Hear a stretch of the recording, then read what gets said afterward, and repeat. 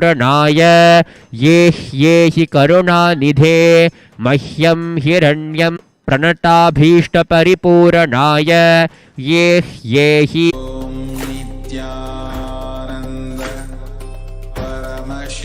ये हि करुणानिधे मह्यं हिरण्यं दापय दापय श्रीं ह्रीं क्लीं ॐ ह्रीं श्रीं ॐ श्रीं ह्रीं क्लीं श्रीं ह्रीं क्लीं स्वाहा ॐ श्रीं ह्रीं क्लीं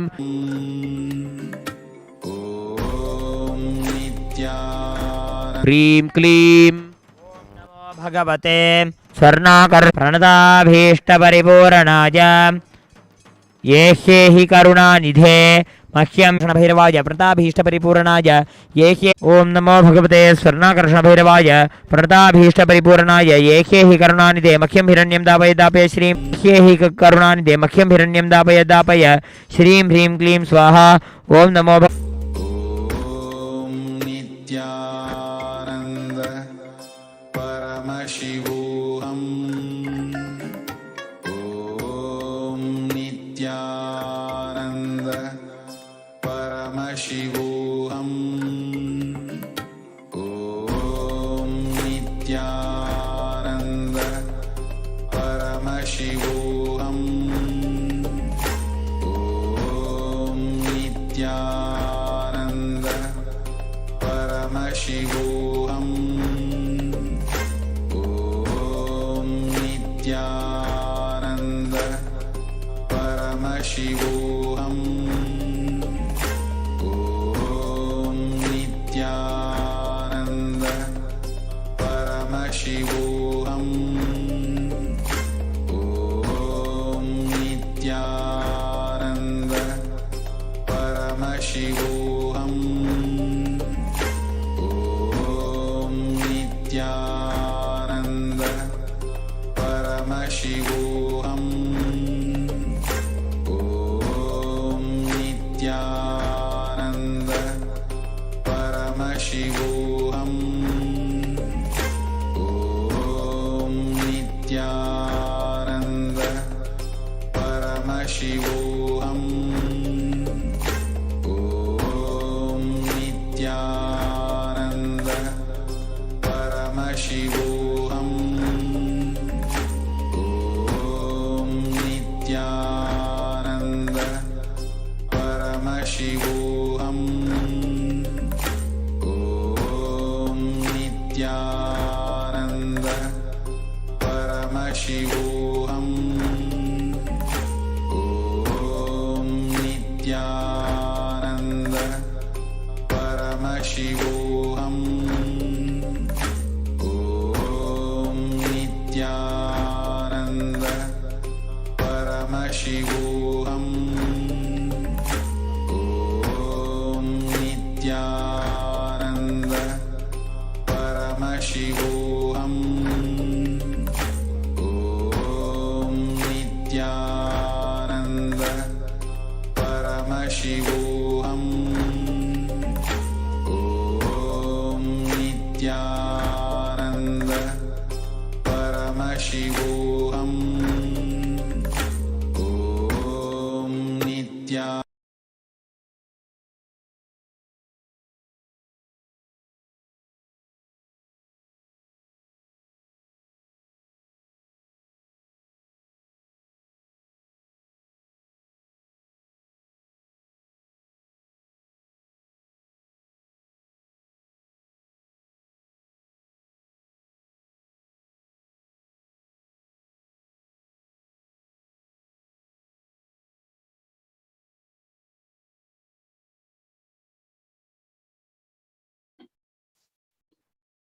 Nityanam, everybody, welcome back to today's event and celebrating the 45th Avatar Dinotsava of the Supreme Pontiff of Hinduism.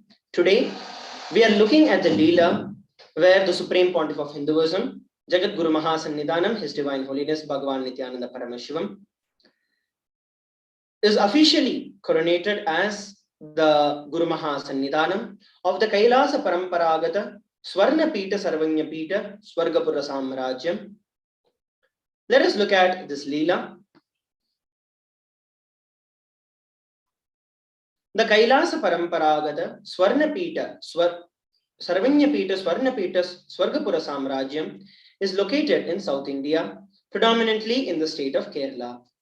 The Swargapura Samrajyam, which is the state and the spiritual kingdom, was established by Paramashiva, who incarnated as Swarnasiddhar in Tiruvannamalai. From its original founder, Bhagwan Sri Paramashiva, and the Supreme Pontiff of Hinduism, the Swargapura Samrajyam represents an authentic spiritual ecosystem and kingdom.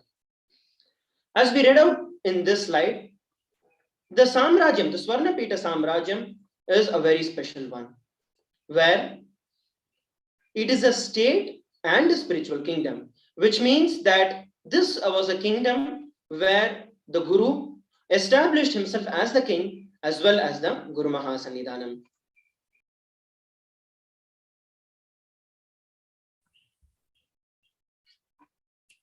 The Kailasa Paramparagata Sarvanyapita, Swarnapita Swargapuram Samrajyam, the spiritual and religious kingdom, was established by Paramashiva and revived in the 12th century by the Mahan great seer Srila Sri Agaziyar Tiruchitrambala Desikar, seen in the photograph on the left side.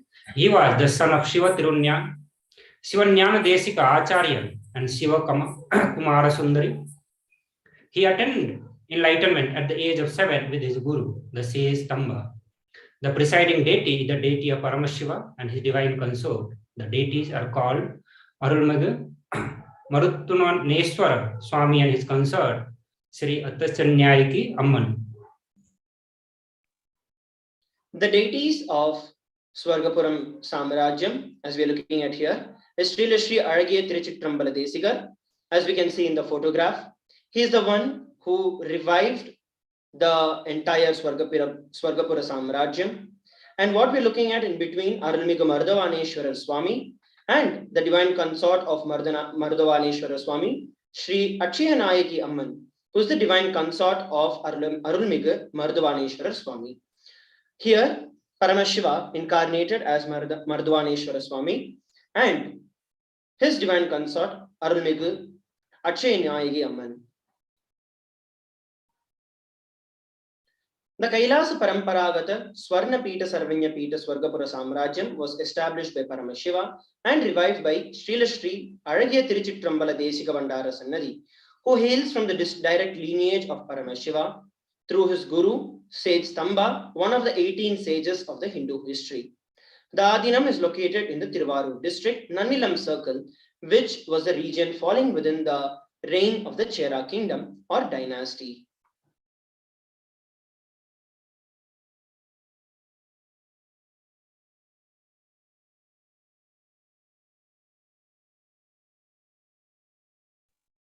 The Chera king, here we are looking at the history of the Swargapura Samrajyam. The Chera king at the time had a daughter who had fallen fatally ill. On being approached by the king for healing, the powerful sage Tamba healed her even before the king had verbalized the reason for which he had approached the sage. Out of sheer gratitude for the selfless act, the king decided to bequeath the sage Tamba with wealth, land and facilities, which the sage gave to his disciple, Srila Sri Aragya Tiruchitrambala Desika Bandara Sannadi. So here we're looking at the history where, as we know in Hinduism, the gurus and the Guru Mahasannidhanams, the enlightened masters, always knew what is needed for their disciples, what is needed for their subjects. So as soon as the king approached the sage with his devotion, immediately Tiruchitrambala Desikar was able to experience that oneness, and the sage Tamba immediately healed. And when the king had given the land, sage Tamba had given it to his disciple, Srila Sri Aragya Tiruchitrambala Desika Bandara Sannadi, to carry on his lineage.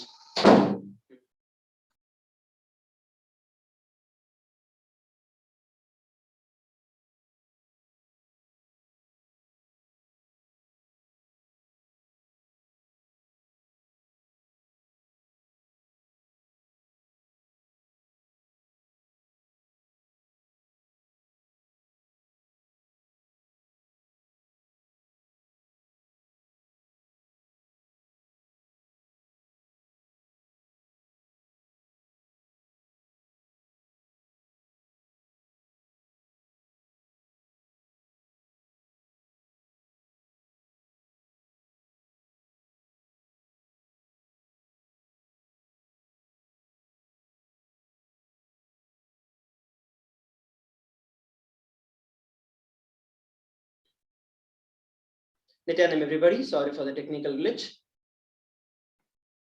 Here, we're looking at one of the most important deities of Paramashiva himself coming down as the Spatika Linga.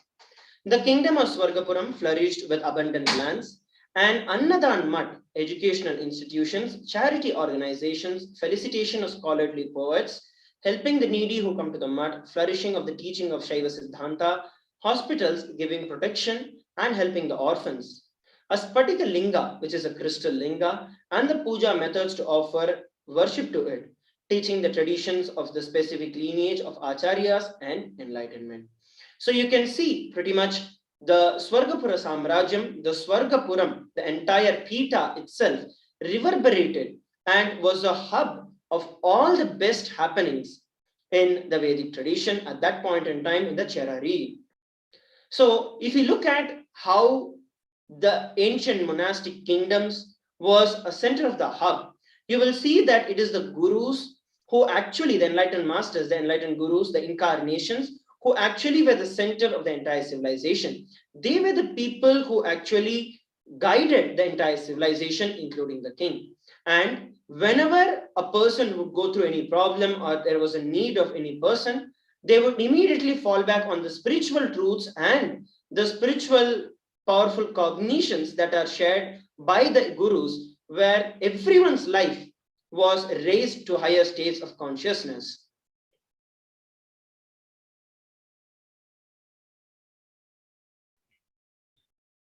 Yes. So here we can see the Guru Mahasannidhanam offering the worship to the Spatika Linga, as we got to know that this kingdom, Swargapuram, was functioning as a full estate where all the different departments, all the machinery was working here, whether it is the hospitals or the university to give the educations, all the being there, or the hospital, every work was being conducted there. On the right side, you can see the Spatika Linga during the worship by Guru Mahasannidhanam.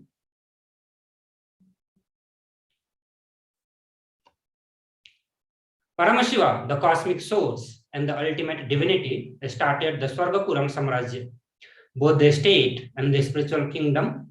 It is from Bhagavan Sri Paramashiva, the primordial source, who incarnated as a Swarna Siddhar in Tiruvannamalai, that the kingdom was established. Paramashiva's establishment was revived in the 12th century by the Mahan great seer Srila Sri Agazya Chitrambala Desikar. He was the son of Shiva, Sivanyana Desika Acharya, and Shiva Kama Sundari. He attained enlightenment at the age of 7 with his guru, the Sestamba. The presiding deity, the deity of Paramashiva, and his divine consort, the deities are called Arulmegu, Marudwanamaleswar Swami, and his consort Sri Achyatanaiki Amman. So here again we get to see that this whole kingdom of Swargapura, Swarnapita, Swargapuram Samrajyam was established directly by Paramashiva and Parashakti. Both of them came here and established the state and the spiritual kingdom both. Means it had the state and the guru who was guiding this whole kingdom also. Paramashiva himself, who is the source, who himself incarnated as the Swarna Siddhar, and he established the kingdom. After a long time, again, this Matha was revived in the 12th century by the great seer Srila Sri Agazya Chitrambal Desikar. He was also the son of Shiva Sanyana Desika Acharya, and he attained the enlightenment along with his guru.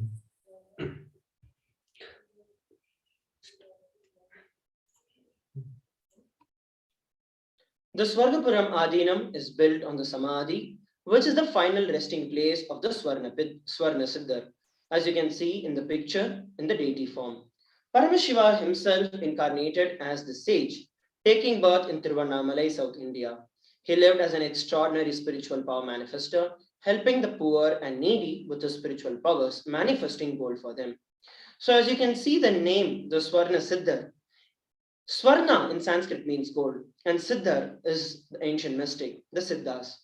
He was an extremely powerful power manifester where he could make anything that he touches into gold, and he mastered the science of alchemy of converting anything into gold.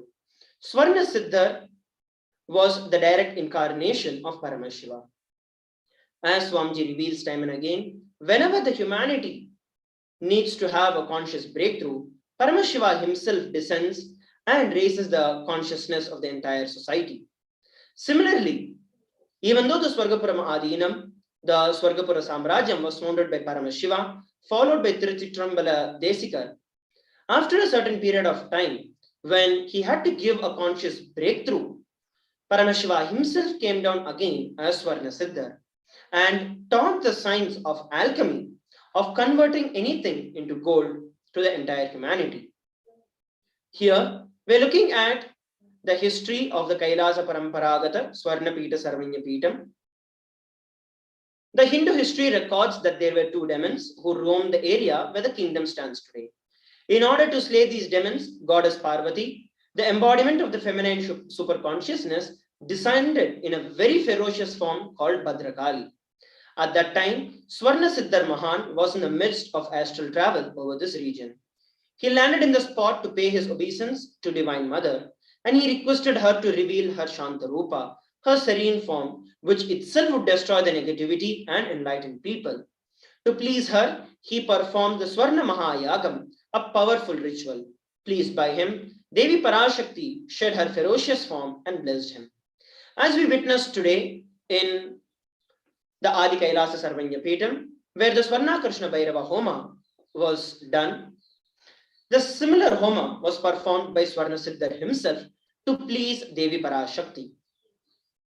Meanwhile, drawn by the powerful vibrations of his chanting, the various Siddhas and mystics who were meditating nearby, namely Suryananda Siddhar, Kurmananda Siddhar, Surupananda Siddhar, Sangili Siddhar, Satyanada Siddhar, sought him and spoke thus: "You are the Mahanubhava," means the great saint, who pacified Mahadevi, referring to Bhadrakali, who could not be pacified by anyone. So saying, they humbly requested him to accept them as his disciples. They then took leave from him.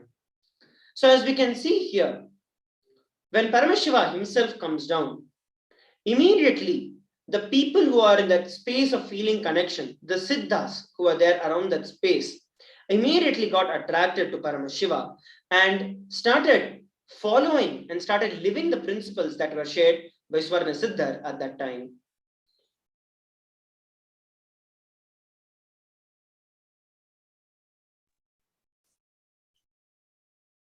The Swarna Siddhar gave refuge to princes who fled their kingdom when conquered by the powerful kings. He empowered them to successfully win their kingdom back. Disapproving Swarna Siddhar's act, the king sent his men to find him, but in vain. However, Swarna Siddhar himself sought out the king in his kingdom. Using his spiritual powers, the Siddhar subjugated the king. The king surrendered to his powerful presence and gave him all his territory. The Siddhar then divided the territory appropriately. So here we get to see that when king was taking over to the kingdom and the different ruling was coming, the Swarna Siddhar again wanted to establish the conscious ruling. He took over the kingdom, and here we get to say that the king surrendered in front of the spiritual powers with which the Siddhar subjugated the king, and he also gave his all territory to the Siddhar. Another thing that I would like to add over here is that even in our ancient times, the wars were never based on hard power, but it was based on inspiration and soft power. When the other person was able to inspire the other kingdom would surrender. And whenever adharma rises, and whenever people lost control or lost track of their dharma, immediately the great saints, as the incarnations of Paramashiva, would land and guide them back into living the conscious lifestyle. The Swarna Siddhar left his body along with his rare and powerful Nagam, which is a snake that used to live with him. Cognizing through their power of enlightenment that the Siddhar has attained the Jiva Samadhi, which is resting his body, the 5 disciples also attained Jiva Samadhi in their respective places. The day they attained the Jiva Samadhi was the Chitra Purnami. The Jiva Samadhi, once again, is a very unique aspect to the Hinduism. The Jiva Samadhi is where the mortal remains exist and continue to radiate the superconscious energy, radiate the physical presence of the Guru as they were living in the body. even after the masters leave the body. So the body became literally like a nuclear power source for superconscious energy. And anyone who would even come in the presence of the Jiva Samadhi of these great Siddhas would be initiated into the various spiritual teachings, powers that each of the Siddhas represented. So when Swarna Siddhar attained the Jiva Samadhi, when he left his body and just rested in the space of superconsciousness, seeing that his 5 devotees also did the same. Here we're looking at the different places where the 5 people, the 5 Siddhas, rested their body in Jiva Samadhi. On the Siddhas Jiva Samadhi, years later, Arulmigu Alagiya Tiruchittrambala Desigar ruled as the pontiff of the Swargapuram Adhinam. And in the 5 places where the 5 disciples attained Jiva Samadhi, 5 temples for Paramashiva was established. The first is the Arulmigu Mahagananatha Swami Tirukkoil, which is in the west of the Swargapuram Adhinam. The second is the Arulmigu Brahmapurishwarar Tirukkoil, Ambal, the east of the Swargapuram Adhinam. Next is the Arulmigu Abad Sageshwarar Tirukkoil, which is in the Kongarayanallur, which is in the south of the Swargapuram Adhinam. The fourth is the Arulmigu Arunachaleshwarar Tirukkoil, Agaraturamana, northwest of the Swargapuram Adhinam. And the fifth is the Arulmigu Amrtakadeshwarar Tirukkoil, Andakudi, in the northeast of the Swargapuram Adhinam. So as you can see, the Swarna Siddhar's body was placed right in the center, and around him, all the other 5 Siddhas rested their body in Jiva Samadhi. So this entire place itself, the entire kingdom of Swargapuram, was completely energized, literally like forming a circuit of the high enlightenment signs and energies, where anyone who would enter into the kingdom would immediately experience the lift in their superconsciousness, as they were surrounded by the Jiva Samadhis of the great Siddhas and Paramashiva himself.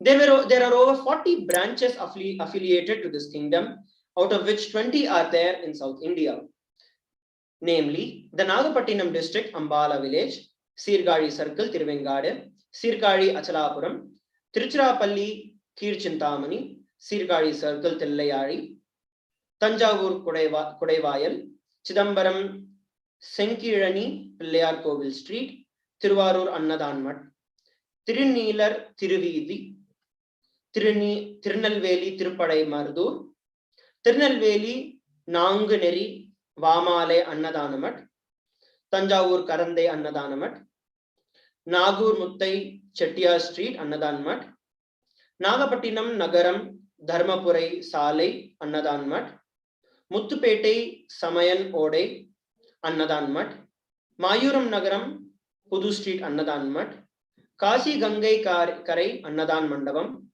Tanjai Karanta Takudi Annadanmat, Thuthukudi Nagaram Uppalam Pagudi, Tanjai Jilla Ayampete Annadanmat. So what we looked at here is actually 20 different branches of the Swargapuram Adhinam, which stands even today. And as you can see, most of these mats are actually Annadan mat, which means that the entire kingdom was so rich, flourishing in abundance, that continuously the pontiffs and the reigns of this great Samrajyam continuously served food to all the devotees and disciples who lived there. There was never even once a burden or a small iota of pain in terms of any kind of food that is needed.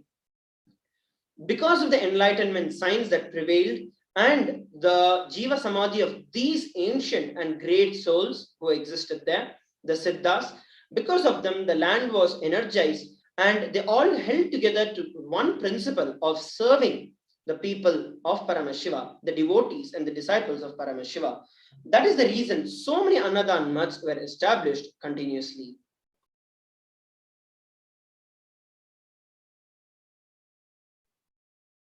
So now we'll look into the divine lineage of Kailasa Paramparagata, Swarnapita, Sarvanyapita, Swargapuram Samrajya. The disciples were appointed in later times to run the mutt as the successor. A Shiva temple in the name Sri Marutwana Swami was established, and all the pontiffs were to rule assuming the title Srila Sri Marutwana Swami. Succeeding Srila Sri Agastya Tiruchitrambala Desikar, the following served as the pontiff. This table contains the details of the name, month of attaining Samadhi, the Vedic nakshatra on which Samadhi was attained, and the location of the Samadhi. All of the Sannidhanams, pontiffs who have graced the Swargapuram Adinam, Swarna Mahapitham kingdom. So here, as we get to see, the various disciples, once the Paramashiva started this lineage, after that, various other disciples were also appointed to rule the mutt as the successors. Also, a Shiva temple with the name was established there, and all the pontiffs were given the specific title called Srila Sri Marutwana Swami. The reason that they received the title of Marutwana Swami is because whenever a pontiff is elected or a pontiff is decreed, it means that he is the direct legal head of Paramashiva himself. So he literally assumes the name, the title of Paramashiva himself. And that is how the lineage of these gurus continuously happen, where in every Adinam, in every Samrajyam, the name of Paramashiva himself is given to the one who is elected as the next Sannidhanam or as the next pontiff. As Paramashiva himself, once the initiation is received, Paramashiva himself graces the entire kingdom through that particular lineage, through that particular pontiff.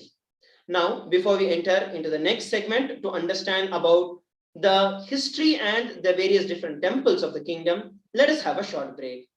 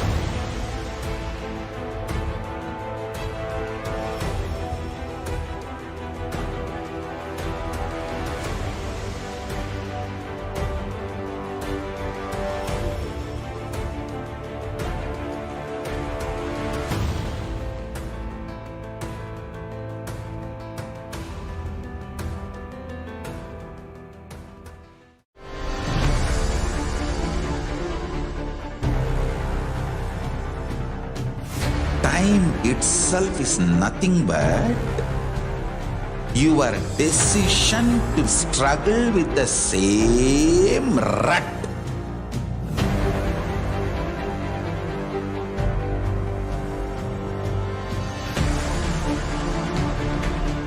Your decision to struggle with the same rut is time, Kala.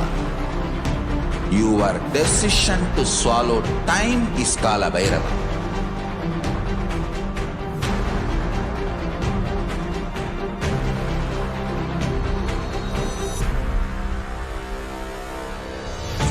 Stand. Be a conscious woman or man. Be conscious being.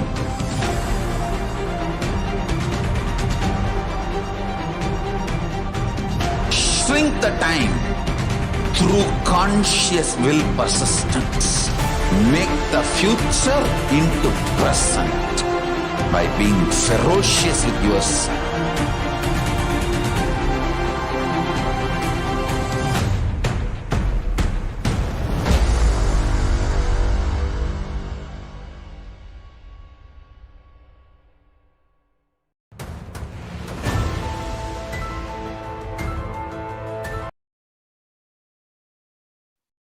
Nithyanam, everybody, welcome back. Let us now look at the temples of the Kailasa Paramparagata, Swarnapita Sarvanyapita, Swargapura Samrajyam. The first is the Ambar Makalam Koil. This is an ancient temple that is situated on the northern banks of the river of Arsalare. As per the stone inscription that is available in this temple, the temple was first built in the 12th century AD by King Kulothunga Cholan I and later extended by the King Vikrama Cholan. The historical names of this place are Marapuri and Indrapuri. Let us look at the Puranic history of the Ambar Mahakalam Koil. In the Hindu scripture, sage Durvasa, who is actually an incarnation of Paramashiva, was once traveling to worship Paramashiva in the form of Sri Brahmapurishwara, where Paramashiva is worshipped as the Lord of the universe.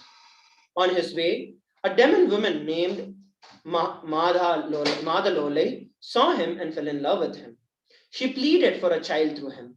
He blessed her and she conceived two demonic children named Amban and Ambarasuran. When she breastfed her two children, they drank her blood instead. In this way, she died. But before dying, she told her two children to worship Brahmapurishwara. They obeyed her and worshipped Paramashiva in this form every single day with devotion. They grew up to be skilled fighters, archers, and wrestlers. However, due to their demonic nature, as they grew older, they killed many humans and even tried to kill devas, who are the divine beings. All the devas and sages rushed to Paramashiva to address this problem. However, the two demons' powers came from the devotion that they had towards Paramashiva. Hence, he could not stop them nor take back his bones. So they all turned towards Devi Parashakti, the divine consort of Paramashiva, to help these demons. Devi Parashakti then assumed the form of a Mohini, a seductive and a beautiful maiden. She was accompanied by Lord Vishnu, who took the form of an old man. They made their way to a temple in the Tanjavur dedicated to Lord Vishnu called the Vetririnda Perumal Kovil. People began to gather there and men in the kingdom began to line up in asking for the beautiful Mohini's hand in marriage. Hearing of this, Amban and Ambarasuran rushed to the temple. There they saw Parashakti in the form of Mohini and both of them fell in love with her. They individually expressed their wish to marry her, but Vishnu in the form of the old man advised them that she would only choose one of them and she would choose whoever is fit to marry her. Hearing this, both the demons began to fight with each other and soon Amban won, and in doing so, he killed his brother Ambarasuran. And upon victory, Amban turned to Mohini to finally ask her for hand in marriage. However, when he turned to her, he saw that she had turned into Bhadrakali, a ferocious form of Devi. He became extremely afraid and transformed into a bull and ran away from her. This place where Amban transformed into a bull is called Kidamangalam. On seeing him run, Bhadrakali ran after him and killed him with her Trishul, the trident, at a place called Ambagartur. To this day, the soil in Ambagartur is naturally red, marking the spot where Bhadrakali defeated this demon, Amban.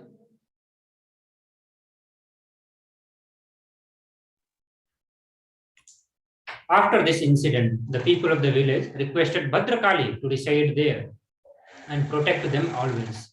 Thus, she stands in the temple facing north, which gives her the name Vata Bhadrakali. The temple was initially known as Ambar Haratur, meaning victory over Ambaran, which subsequently became Ambagaratur. However, since Bhadrakali had committed Brahmahatya, the sin of killing of Brahmins, the priestly caste in Hinduism, one of the gravest sins to commit, she created a Shivalinga with her own hands in Tirumangalam village and worshipped it to clear the repercussions of this sin. The Shivalinga is now worshipped in an adjacent temple called Kovil Tirumakalam. And anyone with the dosha of Brahmahatya can worship Paramashiva at this temple to be free of it. Anyone who goes to Ambar Mahakalam Koil to worship Bhadrakali must also go to the Kovil Mahakalam to worship Paramashiva in order to finish the entire ritual of visiting this temple. As we can see, these are the divine leelas that Paramashiva and Parashakti themselves played to make themselves available eternally for all the human beings and for the entire creation. By being part of these leelas of Paramashiva and Parashakti, they made themselves available such that even any person would be able to experience and would be able to connect with Paramashiva. And till today, the tradition still exists. If they go to Devi Parashakti, Bhadrakali's temple, they'd also go over to Paramashiva's temple. Many years later, a sage named Madanga Maharishi lived in the same village. He was an ardent devotee of Paramashiva. Due to his sincere love and devotion, Paramashiva appeared before Madanga Maharishi in the form of Shanteshwarar and decided to live in that place in the form of a Shivalinga, which is now called the Matangeshwarar Shivalinga.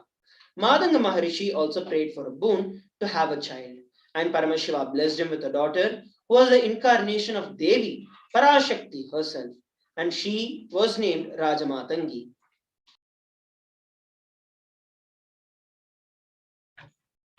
When she grew older, she prayed to Paramashiva for the boon to marry him. He granted her this boon, and she married Paramashiva at this temple. Since then, the deities of this temple are known for granting boons of successful marriage to all the younger couples, an unmarried person who come here.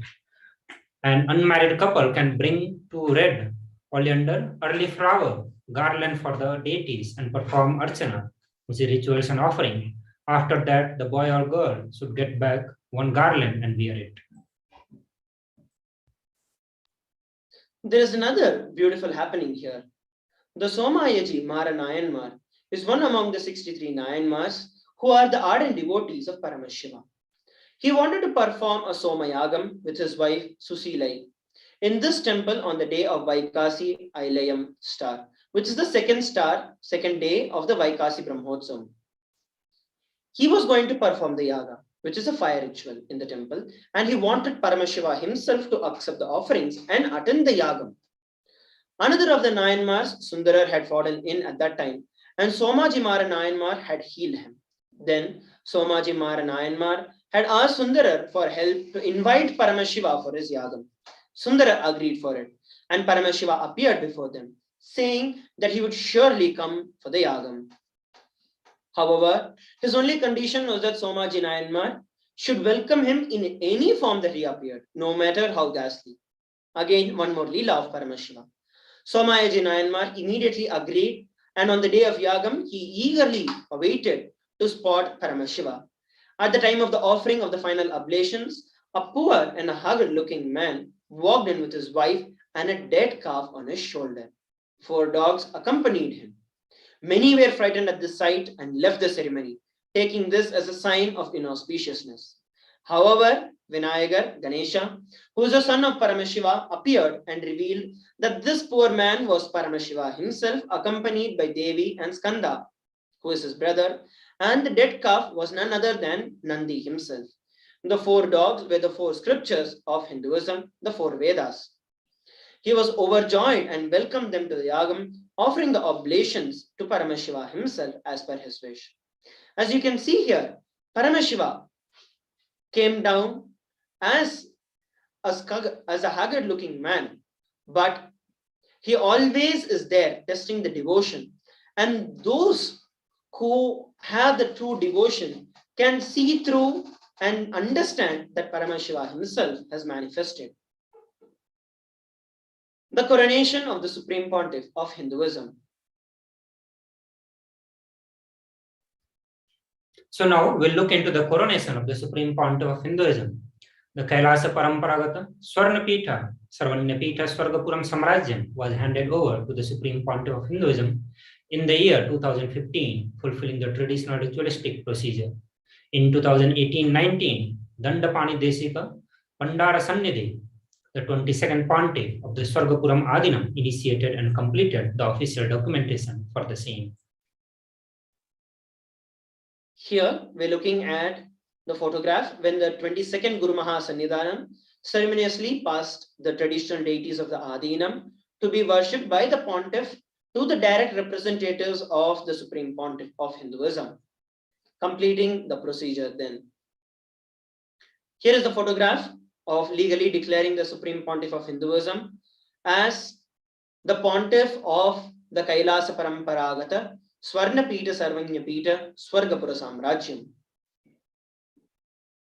Here we are also looking at one of the rare photographs featuring Dandapani Desika Pandara Sannadhi who is the predecessor of the Supreme Pontiff of Hinduism, the 22nd Pontiff of the Swargapuram Adinam. And on the right, we're looking at the photograph of the 232nd Guru Maha Sannidhanam of the Tondai Mandala Adinam, both of whom appointed the Supreme Pontiff of Hinduism, our beloved Swamiji, as their successors in their respective kingdoms. So this has been a brief history of the Swargapura Samrajyam and how the Supreme Pontiff of Hinduism revived the Swargapura Samrajyam. It's now time that we enter into the next segment of today's session. Please stay tuned as we enter into the next segment after a short break.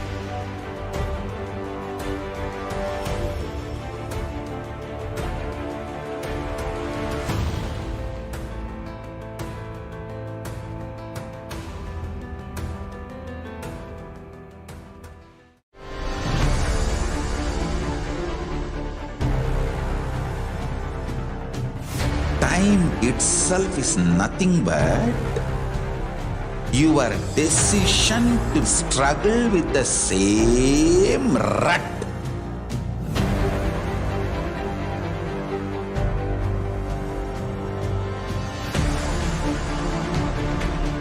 Your decision to struggle with the same rut is time, Kala.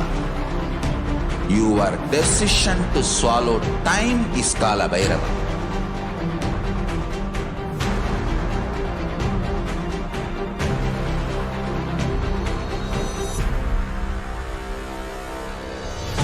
Stand. Be a conscious woman or man. Be conscious being.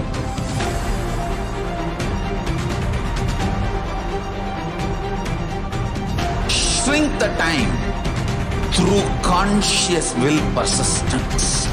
Make the future into present by being ferocious with yourself.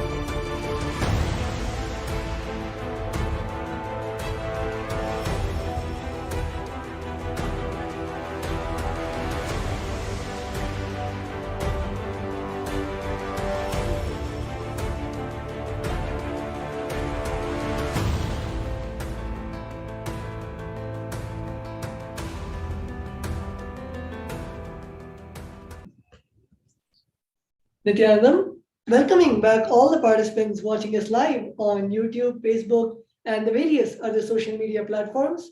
And we just saw about the wonderful coronation of the Supreme Pontiff of Hinduism as the Emperor of the Swargapuram Samrajyam, which is the kingdom of Swargapura.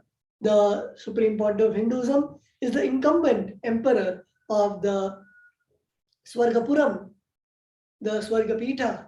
And we have seen today, as part of the 20th day of the Avatar Dinotsava celebrations, the Jayanti celebrations, the Supreme Pontiff of Hinduism, we celebrated the coronation of the Supreme Pontiff of Hinduism as the Emperor of the Swargapura Pitha, the Swargapuram kingdom. And now let us move on to the next segment, where we will now be seeing about the social media, how Devi Parashakti and the Supreme Pontiff of Hinduism is continuously gracing all of us and blessing all of us in so many of the social media platforms. And let us now see how we can reach out to the Supreme Pontiff of Hinduism and Devi Parashakti in the social media platforms.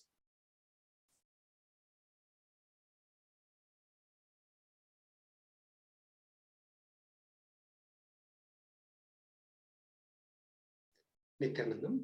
So the best way to connect with Devi Parashakti is comment live on YouTube video, where most likely you may be seeing this feed. So first you need to go on KAILASA's HDH Nithyananda YouTube channel, and you need to click on join. Once you click on join and do the membership, you can ask your questions here in the comment box. So that's the best way to connect with Devi Parashakti on YouTube live. And your comments, questions, gratitudes will be answered by Devi Parashakti. The next way to connect with Devi Parashakti is through Facebook video. The Facebook video page for Kailasa's Supreme Pontiff of Hinduism, Jagadguru Mahasannidhanand Nithyananda Paramashivam, is Kailasa's HDH Nithyananda Paramashivam. Here you can click on the like button and follow button, and you will be notified when Bhagwan goes live or Devi Parashakti goes live.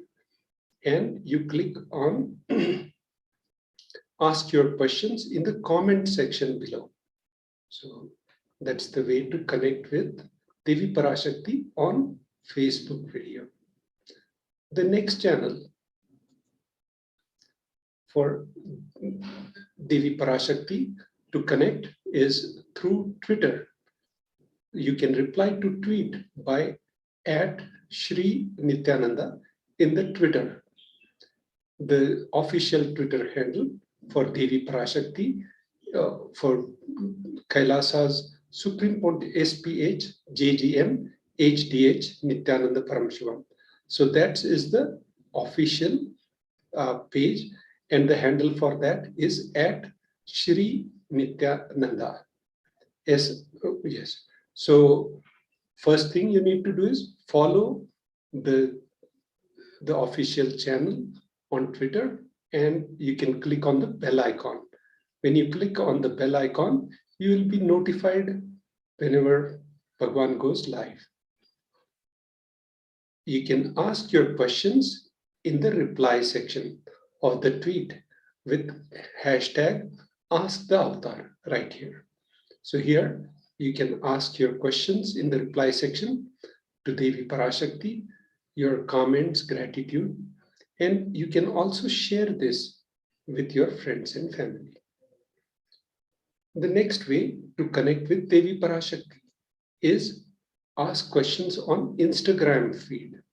So the Instagram feed, the official handle for Instagram is Shri Nithyananda, and you can click on this icon. So you will follow Bhagwan Nithyananda, Sri Kailasa's SPH JGM Nithyananda. That's the official page for Instagram. And you can ask your questions and comment in the live feed here. So this is the way to ask questions on Instagram feed post. The next way to connect with Devi Parashakti is ask questions on the WhatsApp chat in kailasa.org.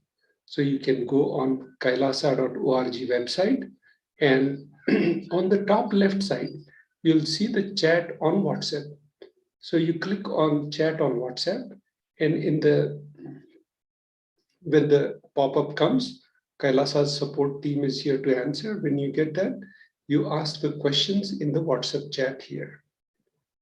So these are the 5 different ways you can connect with Devi Parashakti. And you can ask your questions, comments, you can share your experiences and offer and gratitude in the chat.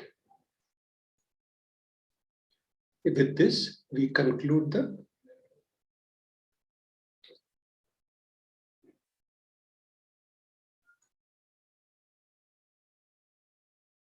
okay. Yes. With this, now we enter the new section of offerings to Devi Parashakti. So this is the Kriya Pada of where you can do your offerings to Devi Parashakti in.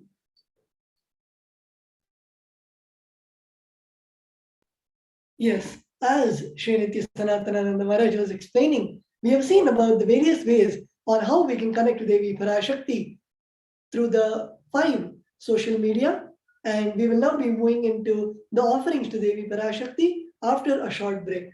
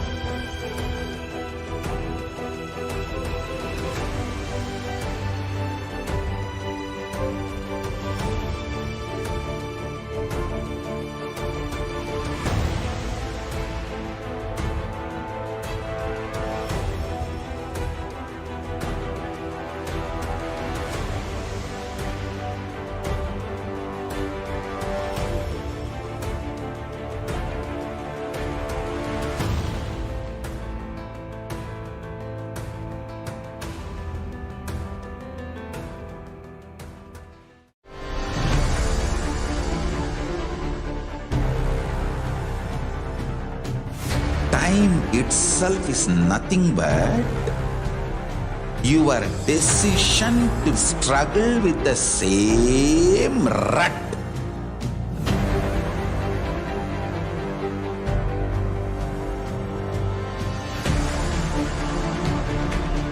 Your decision to struggle with the same rut is time, Kala.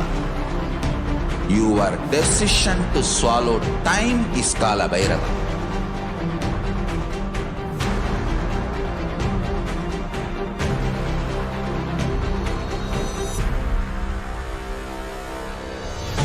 Stand. Be a conscious woman or man. Be conscious being.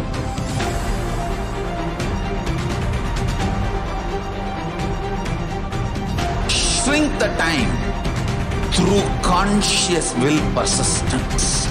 Make the future into present by being ferocious with yourself.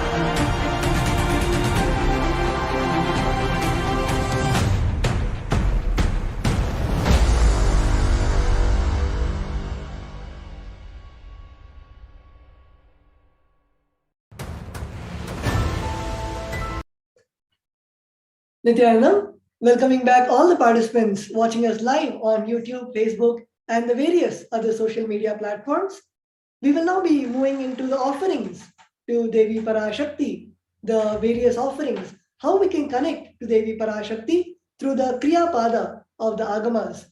Bhagavan Paramashiva in the Agamas and Vedas has beautifully revealed the various offerings, the various jewelry that we can offer to Devi Parashakti and the various offerings. And we will now be seeing that.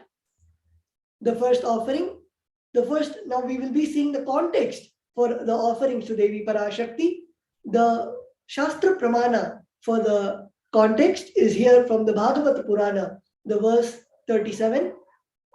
Dharmaya yashaserthaya kamaya swajanaya cha panchadha vibhajan vittam ihamutra cha modate.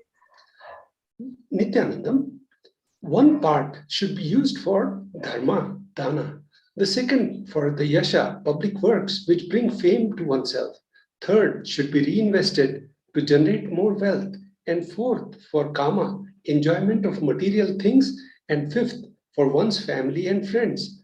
So 20% should be donated for dharma.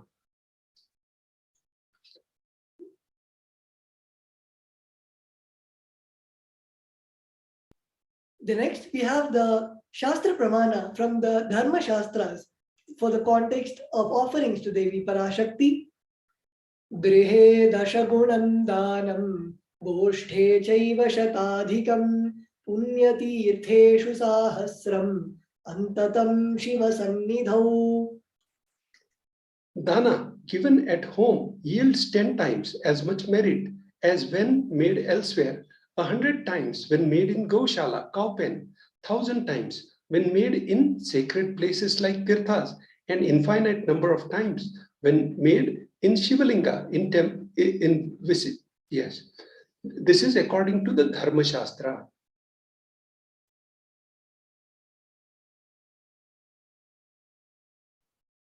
The next we have the Shastra Pramana from the Brahmanda Purana, the verse 55 and 56.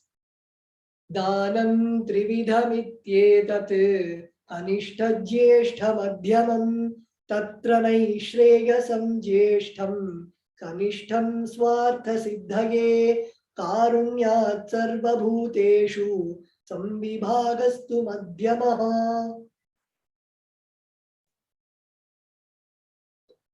Dana given in order to achieve moksha, nishreyas, is considered the most valuable form of dana. Dana given out of pity or kindness for others or for one's own kith and kin is considered to be a medium value. It is also called daya danam.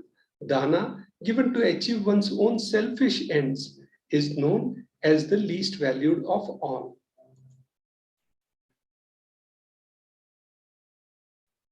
We will now be moving into the offerings to Devi Parashakti, and I request all the participants to, if you want to make any offering to Devi Parashakti, you can always feel free to comment in the YouTube chat and in the various social media platforms where the Acharyas would be able to reach all of you and help guide you to make the offerings. We will now be moving on to the main offerings to Devi Parashakti after a short break.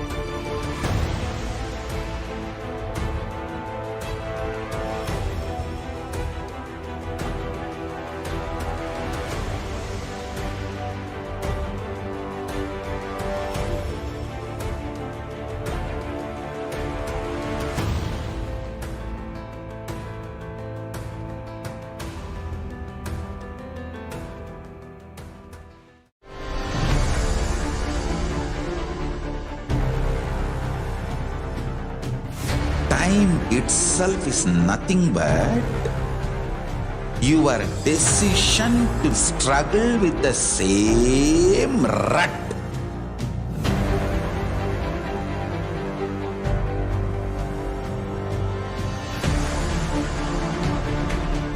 Your decision to struggle with the same rut is time, Kala. Your decision to swallow time is Kala Bhairava.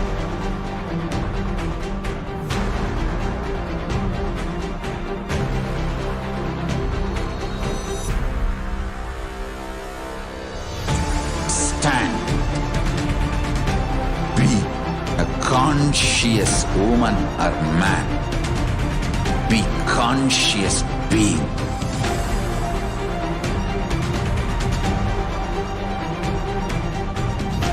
Shrink the time through conscious will persistence. Make the future into present by being ferocious with yourself.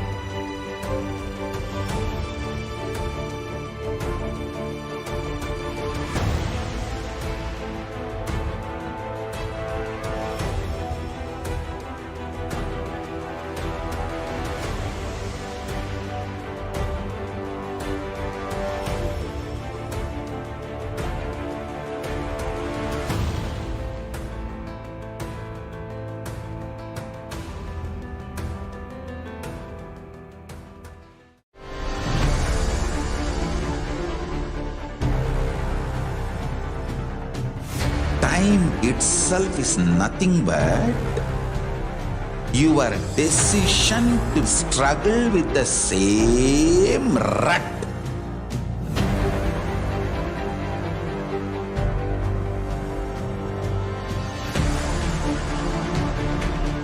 Your decision to struggle with the same rut is time, Kala.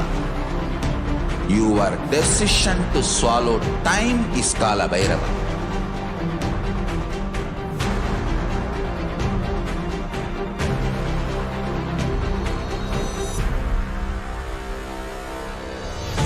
Stand. Be a conscious woman or man. Be conscious being.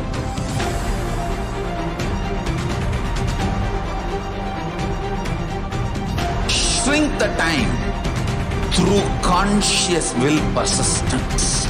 Make the future into present by being ferocious with yourself. Nithyanandam, welcoming back all the participants watching us live on YouTube, Facebook, and the various social media platforms.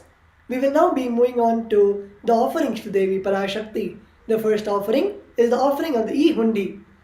The Shastra Pramana for the offering is Bhakti Priya Bhakti Gamya Bhakti Vashya Bhayapaha Shambhavi Sharada Radhya Sharvani Sharmadayini.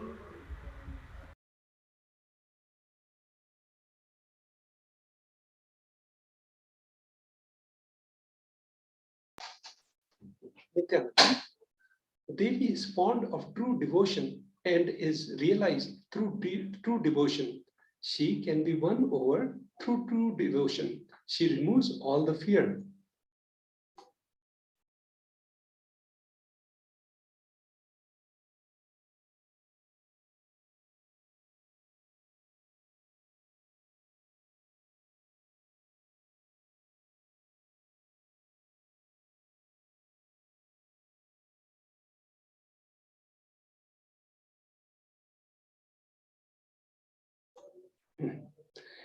E-Hundi. If there is any fear in the minds of devotee, Devi is sure to remove that fear. It is stated that Devi likes to be worshipped in autumn. Here, it is meant that autumn of our lives, when thoughts turn more and more inwards, the role of the divine is known and understood clearly. The need for Devi worship becomes more stronger. Shambhavi, the consort of Shambhu, Lord Shiva, Sharadaradhya means worshipped by Shraddha, Saraswati. Shravani, wife of Lord Shiva. Linga Purana says Lord Shiva is called Sharva in this his earth form. Shramadayini, Devi, who bestows happiness on devotees. You can offer your gratitude and devotion to Devi Parashakti by offering your Kanika, and your name shall be chanted out during the puja to Devi.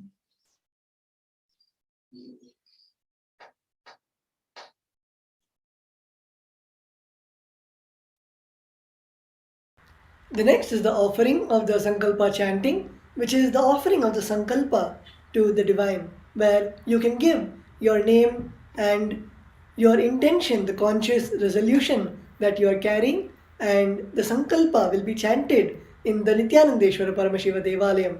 Here we have the Shastra Pramana for the Sankalpa chanting from the Devi Mahatmyam, the chapter 12, verse 34.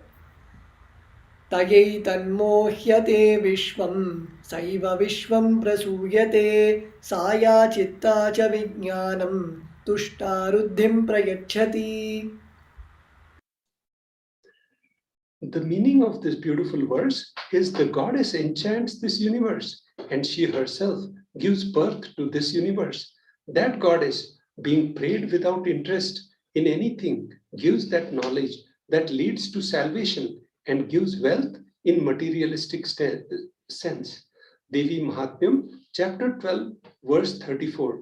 And the nominal price for this offering is $1. Now we'll move. The Sankalpa chanting, the offering of the Sankalpa, conscious resolution, blesses the person offering with all fruition of desires and wishes he is yearning for. The gold, the significance of divine element gold. Gold is present in all scriptures, Vedas, Agamas, Shrutis, Smritis, Itihasas, and Puranas. In all Hindu scriptures, it is abundantly displayed that gold is the most auspicious and purest metal which purifies our being. In the Hindu civilization, everything was built in gold, exchanged in gold. Ritual feasts were offered in gold bricks. When one was to be saved from life-threatening illnesses, gold was offered as a ritual fee. Gold was in abundance and used for weighing equivalent amounts of commodities, including the cows. Kingdoms were built with huge doors of gold. The streets would have huge columns and huge archways made of gold. Horses, cows were dressed in gold.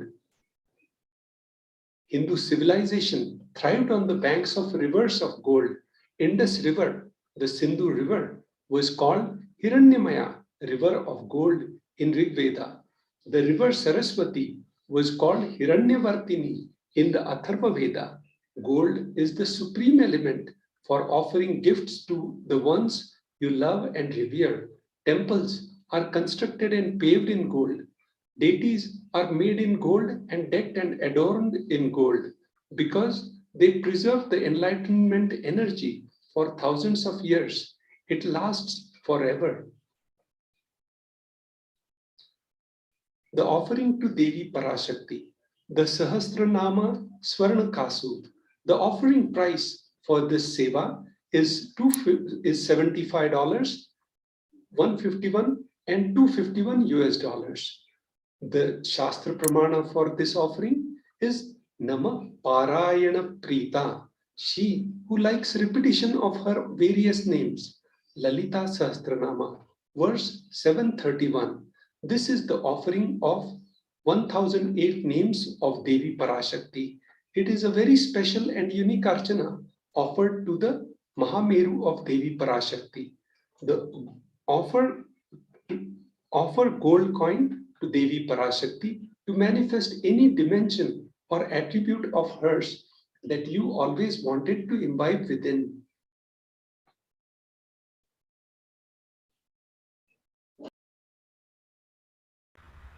The next offering is the offering of the Mukta Angoti, the finger ring with a pearl. The donation amount for this offering is $251, $501, and $750 USD. We have the Shastra Pramana from the Meenakshi Pancharatnam, the verse 2. मुक्ताहारलसत्किरीटरुचिरां पूर्णेन्दुवक्त्रप्रभां सिञ्जन्नूपुरकिङ्किनीमणिधरां पद्मप्रभाभासुरां सर्वाभीष्टफलप्रदां गिरिसुतां वाणीरमासेवितां मीनाक्षीं प्रणतोऽस्मि सन्ततमहं Karunyavaranidim. The meaning of this verse is I bow down to Goddess Meenakshi, whose crown has garlands of pearls and the face shining like a full moon, who wears anklets that are studded with gemstones and has small bells. She is shining like a splendor of lotus, who grants all the wishes, the daughter of the mountain, who is worshipped by Goddess Vani and Rama. I remain ever bowing to Goddess Meenakshi, the ocean of compassion. The offer, the Mukta Anguti, finger ring with pearl, the donation amount is $251 US, 501 and 750 US. Offer finger ring with pearl to Cosmic Mother and experience the blessings and healing with your own mother.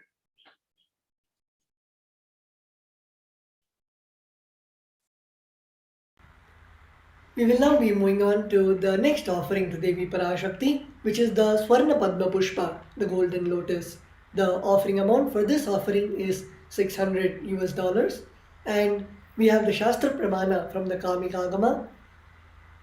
अष्टविद्येष्वरोपेता कुम्भवर्णसंयुतं सर्वे ससूत्रवस्त्राढ्या हेमपङ्कजभूषिता सपीधानः सपूर्चश्च पक्वबिल्वफलप्रभा स्नपनाध्याय संसिद्धा प्रमाणेन समन्विता. All the kalashas should be wound around with suitable thread and covered with new cloth. They should be adorned with the lotus flowers made of gold.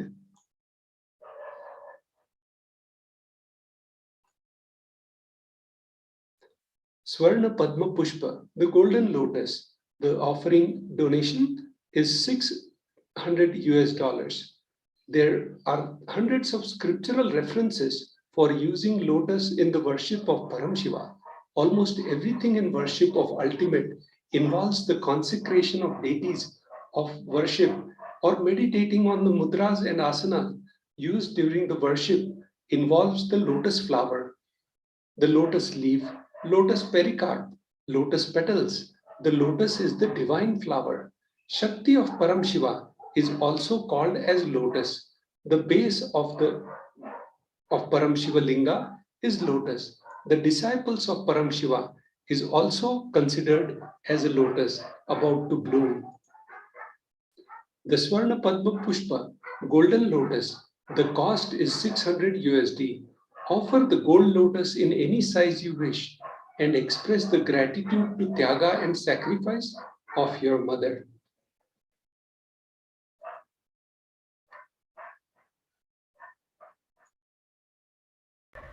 The next offering to Devi Parashakti is the offering of the Swarna Meti, the golden toe ring. The donation amount for this offering is $750 US, and we have the Shastra Pramana. Nakhaditi sanchanna namajjanatamo guna padadvaya prabhajala parakrita saroruha. You, the meaning of this verse is you whose brightness from the toenails destroys the darkness of ignorance from the minds of your devotees who prostrate at your feet. You whose brightness from your 2 feet overpowers the lotus flower too. Swarnamethi, the gold toe ring. The donation amount is $750 USD. Offer the toe ring to Devi, adorning her sacred feet, to be in the constant gratitude for receiving her blessings in even the most difficult aspects of our life. The Swarna Mangatika, the gold hairline jewelry. The donation amount for this offering is $750 US.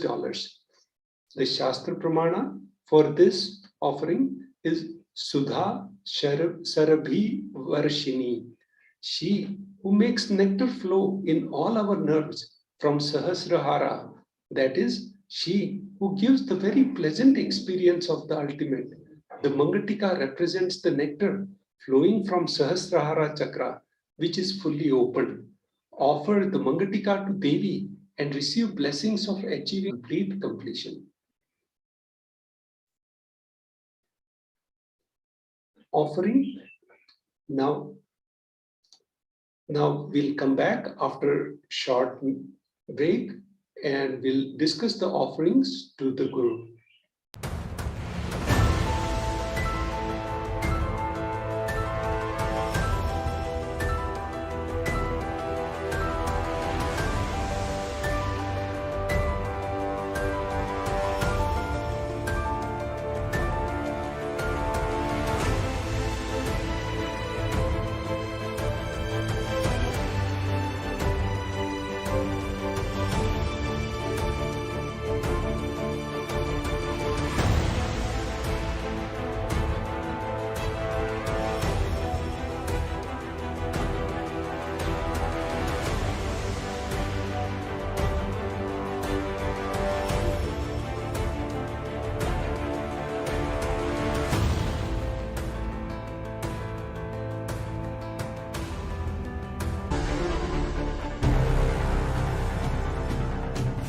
Time itself is nothing but your decision to struggle with the same rut.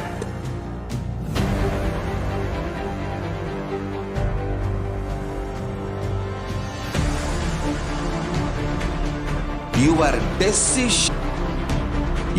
decision to swallow time is Kala Bhairava.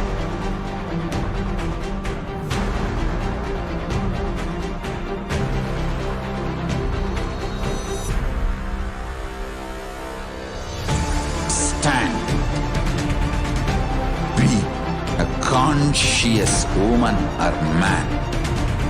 Be conscious being.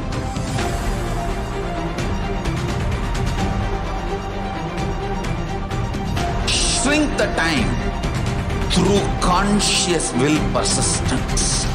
Make the future into present by being ferocious with yourself.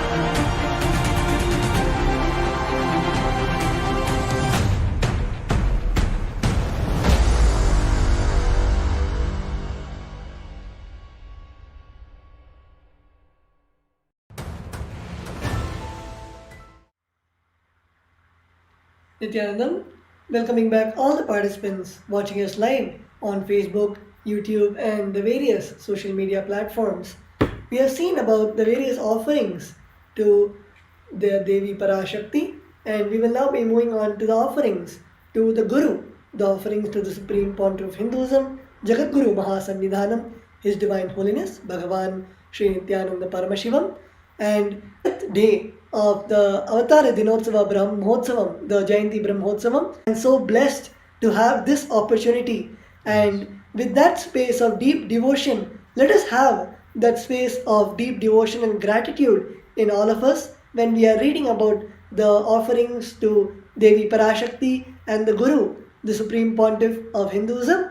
And now let us see the context of the offerings to the Guru from the Kularnava Tantra, the chapter 12, verse 12.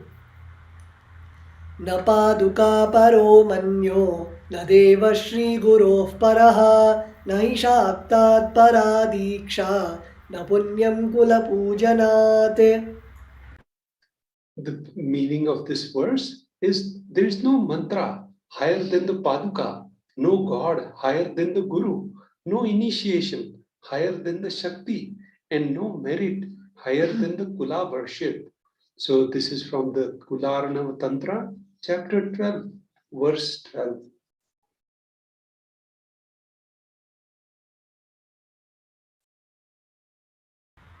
In the Kularnava Tantra, beautifully Paramashiva reveals to Devi about the various ways how a disciple should be and receive the Guru.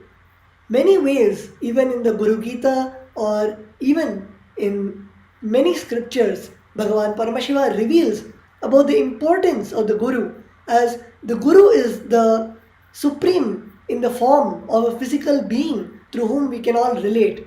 When we go to the temple, many times the Supreme Pontiff of Hinduism reiterates that it is Paramashiva who is physically there in the form of Nithyanandeshwara Paramashiva or Nithyanandeshwari Parashakti or Ananda Venkateshwara. But many times we tend to forget the livingness of the deities in the Achala Murti, and that is why for that apasmara not to happen, for that ignorance not to come in, the divine out of the most compassion teaches us human beings by coming down in the physical form with the same blood and flesh which all of us are in, with the same human body. The Supreme Pontiff has come down, taken the avatar to raise the consciousness of humanity. And we will also, after this segment, we'll be seeing the glimpses of the glorious past, where we can see the continuous contribution of the Supreme Pontiff of Hinduism, whether it is the early startings in the banks of the river Kaveri, just under a small hut, where the Supreme Pontiff of Hinduism used to give the darshan and healing to thousands of devotees every single day, and or now as the president, the emperor of 19 kingdoms and the spiritual head of the Kailasa nation, the Supreme Pontiff of Hinduism, even now is continuously giving the various opportunities and blessing the people, continuously giving the contributions to the people to get enriched. And even in a few days, the upcoming program, Paramashivoham Level 3, is happening. All of us would have seen in the short glimpses in the promos that we are playing, and all of us should be really excited. At least we are very excited that this program, after 3 years, the Supreme Pontiff of Hinduism is coming back to gracing all of us in such lengthy programs. Almost a full day, the Supreme Pontiff of Hinduism will continuously be sitting and revealing the sacred scriptures, revealing the sacred secrets and the truths which all of us can experience. And I'm sure many of us were missing those day-long programs with the Supreme Pontiff of Hinduism, and now the Supreme Pontiff of Hinduism is back to grace all of us with those programs.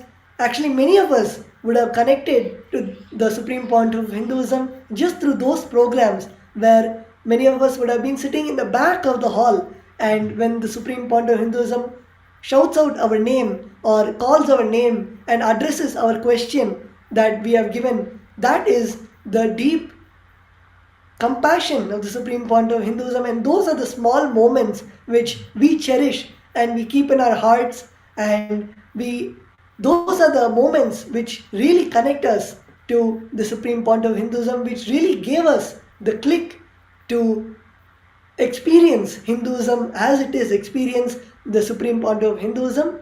And we will now be moving on into the more context of the offerings to the Guru. Here we have in the Kularnava Tantra, the 12th chapter, verse 120. Rikta hastascha nopeyad rajanandevatam gurum palapushyam baradini yatha shakya samarpayet evam yo nachara devi brahmarakshasatam brajet. Nithyananda. So beautifully, Tattva Maharaj has explained the context and the importance of offering to the Guru and different aspects of it. So the meaning of this verse is follows. One should not approach royalty, the deity or the Guru empty-handed.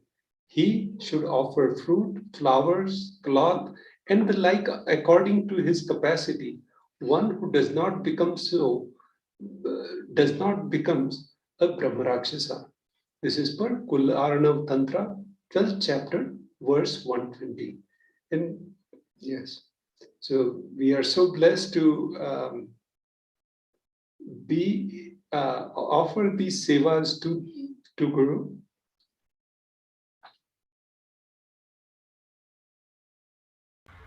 We will now be seeing about the first offering, which is the Pratyakshapada Puja and the offerings to the Guru, and we'll be right back after a short break.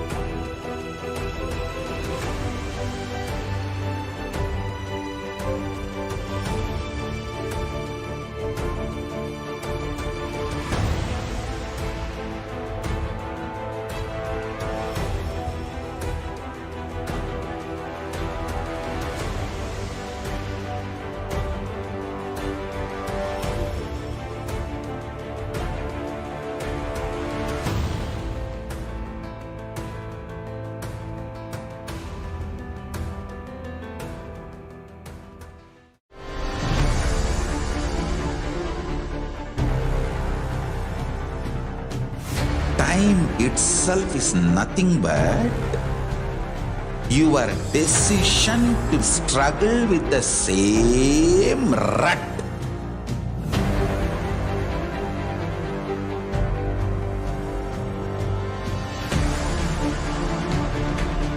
Your decision to struggle with the same rut is time, Kala. Your decision to swallow time is Kala Bhairava.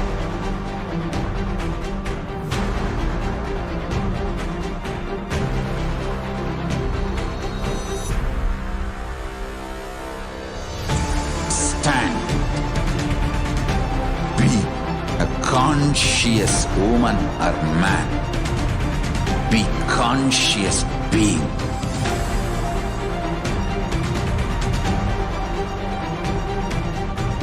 Shrink the time through conscious will persistence. Make the future into present by being ferocious with yourself.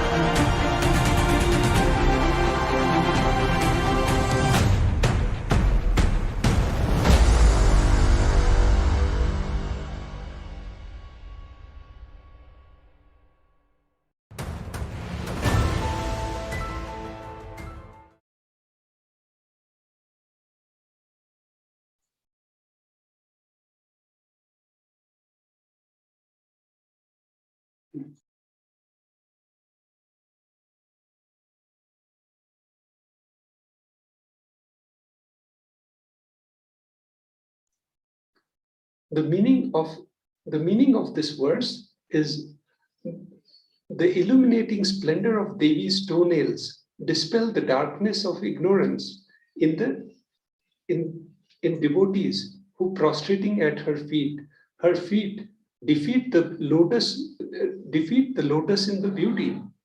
With this, I remember a beautiful verse, the bhajan, which is about the Guru and offering. When we are doing the offering to the Guru, you can remember this verse: Guru Brahma Rupa Jano, Shiva ka Swarupa Mano, Guru ke saman nahi dusra jahan mein. Guru Brahma Rupa Jano, Shiva ka Swarupa Mano. So the meaning of this verse is Guru is a form of Brahma, and he is also embodiment of Shiva. So it beautifully, and we are so blessed that we not only have the Shiva Swarup, but we have Paramashiva himself landed on planet Earth to solve all the problems. And just like how the Bhagavad Gita says, Yada yada hi dharmasya glanir bhavati bharata abhyutthanam adharmasya tadatmanam srajamyaham.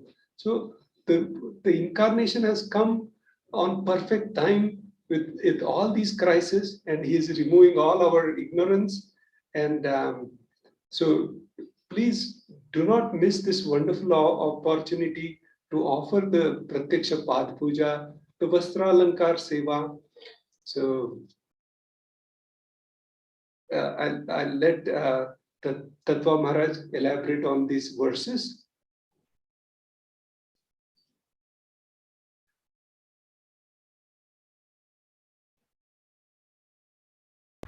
Yes. So we just saw about the offering of the Pratyaksha Pada Puja in the sloka number 83 of the Saundarya Hari, which states that the nails have been sharpened by constantly being touched by the crowns of celestial beings who always prostrate before Devi. Tamoguna is darkness. In this stotram, tamas is indicative of ignorance in the minds of devotees, and by constantly prostrating before Devi, their ignorance is removed and they attain knowledge. Offering the Pratyaksha Pada Puja blesses the Yajaman with all auspiciousness and blessings of the Supreme Pontiff of Hinduism. Here we have the offering of the Pratyaksha Pada Puja, which is one of the most intimate offerings between the disciple and Guru, where in the whole offering we invite the Guru, and after inviting the Guru, we give the Guru the water for mouthwash, and the water to wash the feet and wash the hands. And after that, we do the whole snana, the bathing, the ritualistic bath of the Guru, and we offer the Guru new clothes and the jewelry to the Guru, the abharana. And after that, we give the Guru the gandha, the divine fragrance, and the kumkuma, and offer the flower garland. And we show the dhupa, which is the incense, and the deepa, the offering of the light, and we offer the naivedyam, the offering of food. And again, we offer the grand arati, which is worshipping the divine with the fire, and offer the pushpanjali, and so on. We offer the 16 different offerings to the Guru, and all of us can be fortunate for the Supreme Pontiff of Hinduism is giving all of us this chance, this opportunity to make this offering, the offering of Pratyakshapada Puja, especially in this timing of the Avatar Dinotsava, the Jayanti celebrations of the Guru. And let us all take this opportunity to make the offerings to the Guru, the offerings of the Pratyakshapada Puja. And if any of the participants who would like to offer the Pratyakshapada Puja or the Vastra Seva, which we'll be seeing now next, any of the offerings, if you would like to offer, you can log on to tiny.cc/Devi-offerings, where you can make the offerings to the Guru. And we will now be seeing the next Vastra Seva, which is the offering of the dress and jewelry to the Supreme Pontiff of Hinduism. Here we can see the Supreme Pontiff of Hinduism during the Parashakti Akashic readings, where the Supreme Pontiff of Hinduism is decorated fully with all the Sarvalankara, all the dress and jewelry. And we can see that the Supreme Pontiff of Hinduism is adorning the sacred Kashaya Vastra, the Kavi cloth, the representation of sannyas. And now we have opportunity to offer this wonderful Vastra and Abharana to the Supreme Pontiff of Hinduism, and let us all take this opportunity to offer this to the Supreme Pontiff of Hinduism. And we will now be seeing the method of offering the sevas to the Supreme Pontiff of Hinduism. We will now be seeing the 3 links on how we can offer. The first, we can do the registration, where we can go to tiny.cc/Bhavasamadhi. The spelling is BHAVASAMADHI. This is the registration for the offerings to Devi Parashakti and the offerings to the Supreme Pontiff of Hinduism. And once you have finished the registration, you can make the online payment, which is the online donation for the offerings, in tiny.cc/Devi-offerings. And after making the donation, you can log on to tiny.cc/Sankalpa 2021, where you can submit your names and the names of the family members whom you want to offer the offering for. And the Sankalpa, the conscious resolution, will be chanted in the Nithyanandeshwara Paramashiva Devalayam in the Bangalore Adinam. And all of us can also reach out to any of the Acharyas, whether on YouTube or Facebook or the various platforms, and we'll be happy to help you on how you can make the offerings to Devi Parashakti or the Supreme Pontiff of Hinduism. And with that, let us now take a few moments to make the offerings to either Devi Parashakti or the Supreme Pontiff of Hinduism.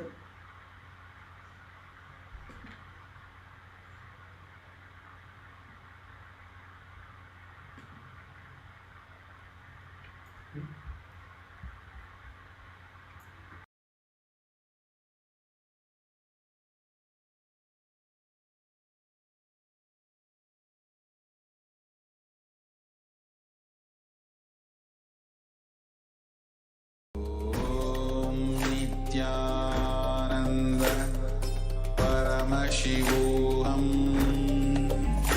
Om Nithyananda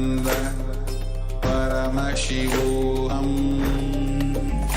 Om Nithyananda Paramashivoham. Om Nithyananda.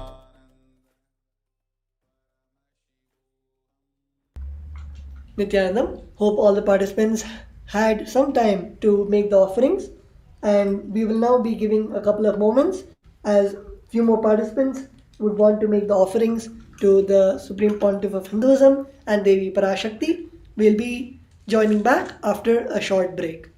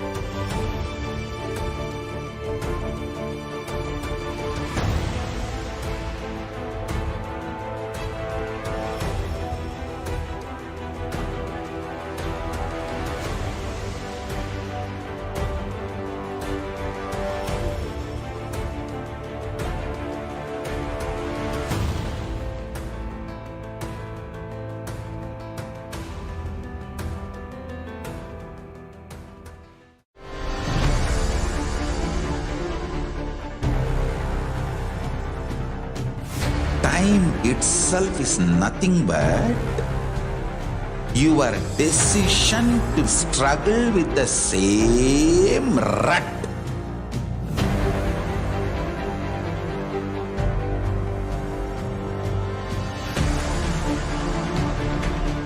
Your decision to struggle with the same rut is time, Kala.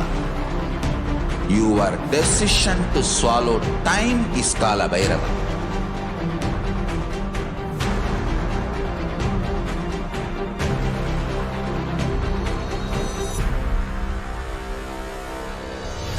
Stand. Be a conscious woman or man. Be conscious being.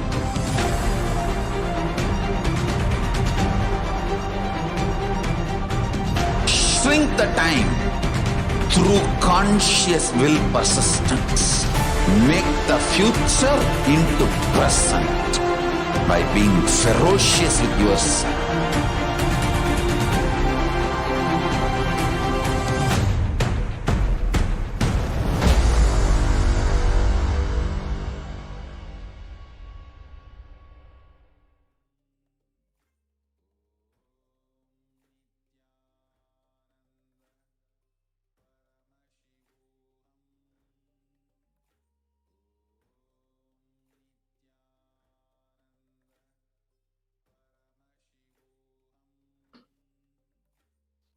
Yes, welcoming all of you back to this segment. So in this segment, Tattva Maharaj, as well as I, will be your acharyas to go through the glimpses of the glorious past on the 7th of January in the previous years. So in this segment, we go through the various activities and forms of contributions that the Supreme Pontiff of Hinduism has been offering to the world since he started his public life in the year 2000.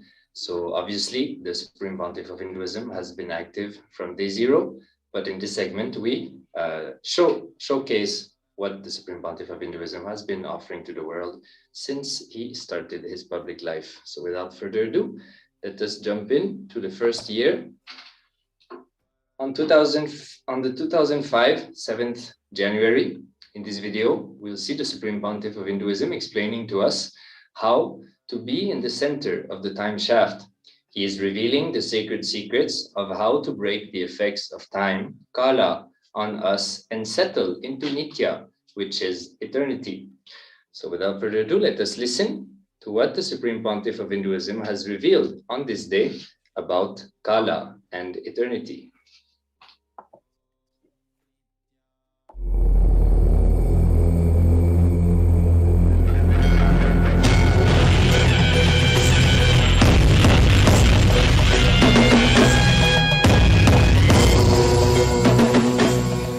Vishuddhi. As long as you are there, you will have low self-esteem, jealousy, and all competition. The moment you are not there, wherever you live, you will be just expanding and expressing your uniqueness and creativity. You will understand you are unique. You will not bother about anything else. Anya. As long as you are there, you will have a headache and life will be serious. The moment you are out, you will be utterly relaxed. You will be enjoying. Sahasrara. As long as you are there, you will have discontentment. You will have dissatisfaction. The moment you move out, you will have just gratitude and overflowing. Life will be too much. Life is too much. Just move out. Get out of your system. Only one word for today's message. This is the only introduction. The one word, get out. Get out. If you are having a thought to move the hand, witness. If you are having a thought to say something, witness. Continuously witness. And if you are feeling bored, witness. Even the thought is thought. That you are feeling bored, witness. Continuously witness. Because the moment you create space between you and your thoughts, intelligence starts happening. That space is where the intelligence starts flowering. The Atmaspurana starts happening. Now, it is time for me to give the introduction for the word Atmaspurana. I tell you honestly, when I came, I don't know what I am going to draw and what I am going to explain. Now just it's happening. It's landing on me and I am expressing. So if you fall in tune with me, you will understand what I am going to do. Alright, let me explain. This is what I call time shaft. Time shaft means the time. Kala chakra, continuously moving. The future is continuously entering into past. This moment, you see the next moment is future. By now it is already become past. Future. Now already it has become past. The past is continuous, the future is continuously becoming past. The time, the future time is continuously becoming past. The time is moving, the time shaft. Continuously it is rolling and moving in this direction. In this direction.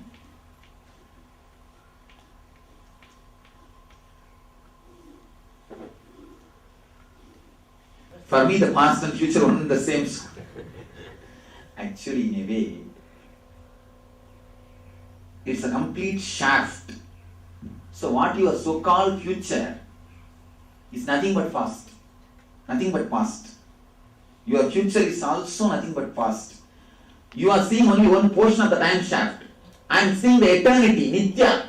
In Nithya it is a circle. It just comes and gets connected. That's what we call Kalpa. Kalpa means again, which again and again happens. Kalpana means which again and again happens. Why do we call something as Kalpana? Imagination, which again and again happens. Once you experience it, the imagination will never happen. That's why it's called Kalpa. The future is becoming past. This is the time shaft. Past, future and present, all put together is only eternity, Nithya. See, the whole thing, past, present and future, everything only put together, eternity. Nithyananda means what? Eternally blissful. In the past, in the present and in the future. In all three times who is blissful is only Nithyananda. Eternal. All the three put together it is called eternal. Eternity. Future is continuously becoming past. Future is continuously slipping into past. Now, how to achieve eternity? How to achieve eternity? Present moment is the only moment where you can touch the time shaft. present moment is the only moment where you can touch the time shaft. Can you catch your future? Can you catch your past? But you can catch the present. You can be in the present. So the eternity means past, present, future. All three together only is eternity. This the whole thing is eternity. And beyond this board on that side. Eternity. You see, this is the eternity. Eternity means Nitya. We have to touch Nitya. We have to become Nitya. Where is the relationship between you and Nitya? Only present moment. You see, where is the relationship between you and the planet Earth? The place where you are touching, where your feet is touching. Is there any other place where you are connected to planet Earth? No. Planet Earth may be this side so much of land is there, this side so much of land is there. But you are connected to planet Earth where? Only where your feet is touching the earth. Only in this place you are connected. So the time shaft is also there. Thousands of years are over. Thousands of years are going to come. But you are connected to time when? Where? Only now. Only now, this moment. Thousands of acres are there this side, thousands of acres are there that side. But you are connected to space, planet Earth only in this 2 feet, where your feet are touching the planet Earth. Thousands of years are gone and thousands of years are going to happen. But where you are connected to eternity? Now, this moment. Am I right? You are connected to eternity, the present moment. Not to next moment or the last moment. No. This moment only you are connected to eternity. So if you want to touch the eternity, if you want to touch the time shaft, you have to come to this moment, present moment. This is the only space, this is the only time. Now is the only time. Here is the only space. Now, here, or nowhere. Now, here, or nowhere. If you can give awareness, between now here, you are now here. If you just remove that comma, the awareness is the comma. Anyhow, now is the only space, only time. Here is the only space. If you have to penetrate Nitya, if you have to touch Nitya, if you have to touch Nityananda, if you have to even see Nityananda, please be very clear, you have to be now and here. You can't see me if you are in the past or if you are in the future. Don't think you have seen me. The big problem is you think you have seen me. That's a major problem. You think you have seen me. The moment you think you have seen me, you have missed me. You cannot see me unless you see Nitya. So many people, so many hundreds of our devotees in Anya meditation, they have the experience that chair is empty. Chair is empty. So many hundreds, they say that the back completely we are able to see the screen. The chair is empty, you are not there. What has happened? Actually, I tell them, I am not there. Here nobody is speaking. Please be very clear. Here nobody is speaking. Nobody is standing in front of you. Nobody is holding the mic. I don't know how you will understand or get confused. No problem. Nobody is standing. The problem is, if you really penetrate Nitya, the present moment, you will understand your emptiness is there. Just your emptiness is speaking with you. When you don't know, when you are not able to penetrate Nitya, you start thinking you have seen me. You are seeing me. Only when you penetrate the present moment, Nitya, only when you penetrate the time shaft, Nitya, you come to the clarity. You can touch the Nitya. Now, the Atman is in eternity. Atman is eternity. Atman is eternity. Atman is everywhere. Atman is present in all the time. Atman exists Atma exists in past, present and future. Now how will you touch the Atma? How will you become one with Atma? What's the way? Only coming to the present moment. Only this moment you can relate with Atman. You can't relate with Atman with any other moment. Only this moment. This moment is the only time you can relate with Atman. This is the only moment you can relate with Atman. If you have to have the Atma Spurana, you have to come down to the present moment. Present moment. Only then you can penetrate the eternity. Only then you can penetrate the eternity. Only then you can penetrate the Atman. So the whole thing which we are going to do, these 3 days, not only these 4 days, whatever I have done only for this. All your ASP, NSP, RSSP, NESP, till ASP to ZSP, have all the SPs are done only for this, nothing else. You are supposed to come to this moment. You are supposed to be brought to this moment. To bring you to this moment is the only work. To bring you to this moment is the only job. To bring you totally to this moment is the whole purpose of this program or anything. People ask me, many people come and ask me, Swamiji, when we sit around you, when we are around you, we do not know how time passes. Just time flies. We do not know how dates are passing, how time is flying, what is happening. We do not know what's happening. And the other day we went to Tiruvannamala. Some of our guys forgot even the date. Even the day, everything is forgotten. And they didn't even remember the days and dates. Time is forgotten. Dates are forgotten.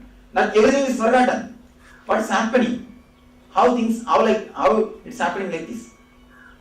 See, if you sit with a person who is boring you, even 10 minutes will look like a 10 years. You will continuously again and again see the watch.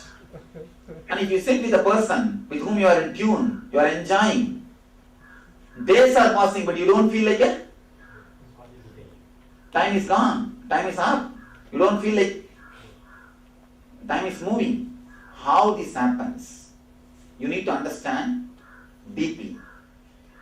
You see, when you are with a person with whom you are not happy, you are uneasy, number of thoughts happening in your system is more. Number of thoughts happening in your system is continuously, so many thoughts are happening. Thoughts are nothing but your movement between future and the past. Understand? I am defining the thoughts. Thoughts are nothing but your particle or yourself. Consider yourself as a particle. Yes, particle. The particle is yourself. This particle, if it moves from past to future in high frequency, that is what is called thoughts. Your thoughts are nothing but about your past and the future. Is there anything else? About the past or about the future?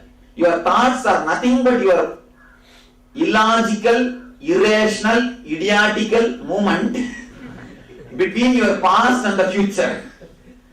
Your thoughts are nothing but your illogical, irrational and idiotical movements of between future and the past. And one more thing I wanted you to be very clear. There is no good thought and bad thought. Please be very clear.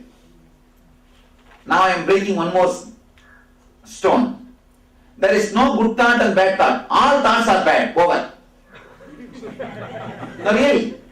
Even your thought to become enlightened is bad.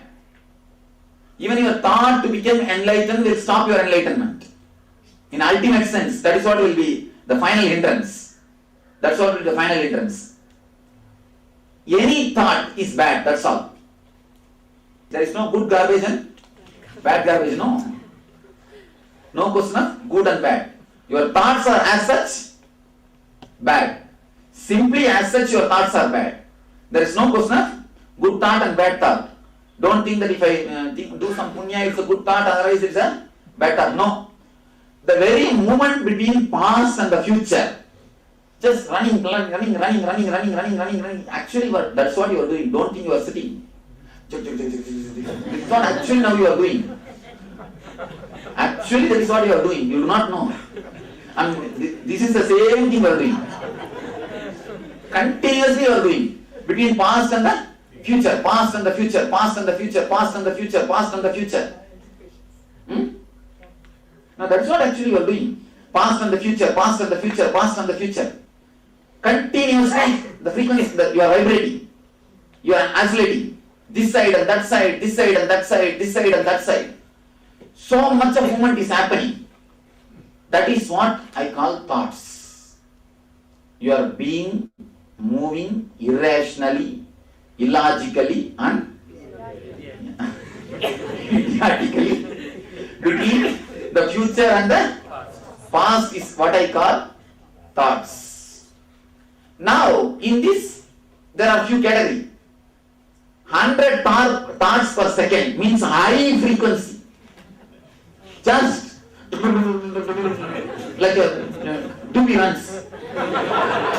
Doobie is running. This is 100 thoughts per second. 100 thoughts per second. When the frequency, that's what TPS, Newton, TM, SM. Service mark. TPS, thoughts per second. If it's 100, using the word just 100 thoughts for a mark, there is no such thing as 100. I think it will be a little more, I don't know.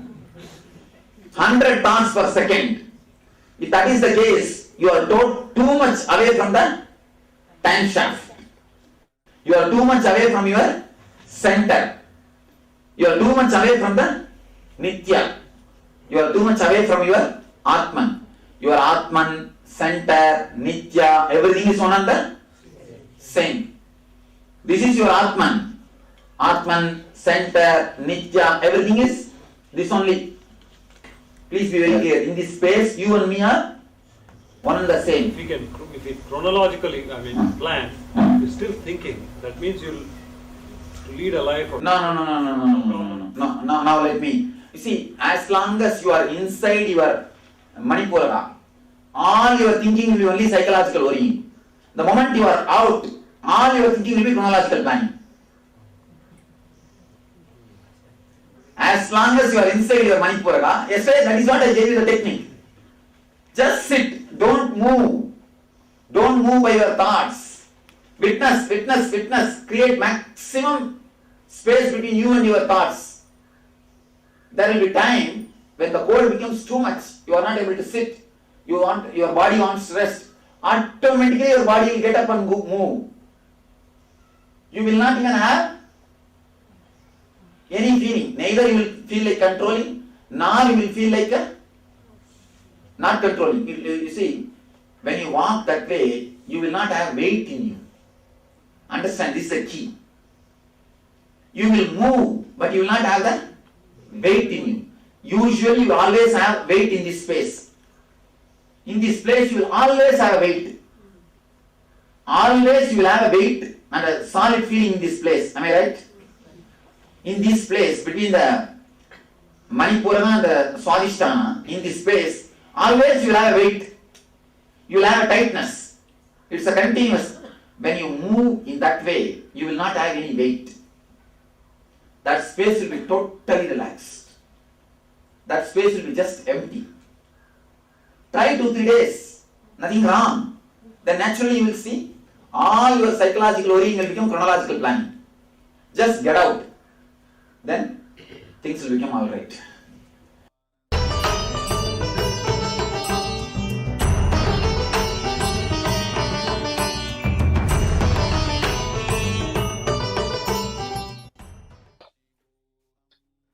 So, as we saw into this glimpse of the discourse that the Supreme Pontiff of Hinduism was giving in this ASP, so this is the part 1. So again, for those who want to, who got highly interested into this topic between time and eternity, you can go on Nithyandapedia. On the same date, you can find this clip and the following clips, part 2, part 3, how many ever parts there are to this program, which the Supreme Pontiff of Hinduism held in 2005. So with this, we'll be moving into the next year, 2006, the 7th of January, the Supreme Pontiff of Hinduism visits various places in Varanasi. So for those who are not familiar, Varanasi is one of the most sacred places in India. It's an amazing city built next to the Ganga, to the Ganga Mata, the river Ganges. Here on the right side, you can see the Supreme Pontiff of Hinduism blissfully sitting on a boat on Ganga Mata, on the river Ganges.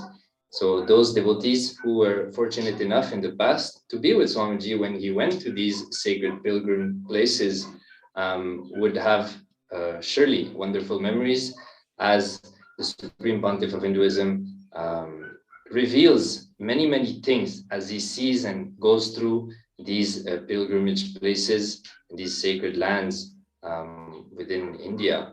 So here we can see on the left, Supreme Pontiff of Hinduism going to spiritual shops where you can purchase spiritual items and items which you can also offer once you go to the temple. Various forms of offerings can be purchased and then offered to the Vishwanath temple and all the other temples which are available in Kashi, Varanasi. A few more pictures.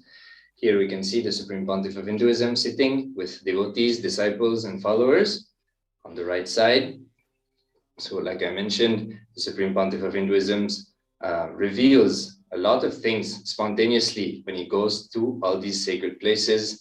It is an amazing feast of Hindu knowledge, which oozes out of the Supreme Pontiff of Hinduism. So this is for the year 2006.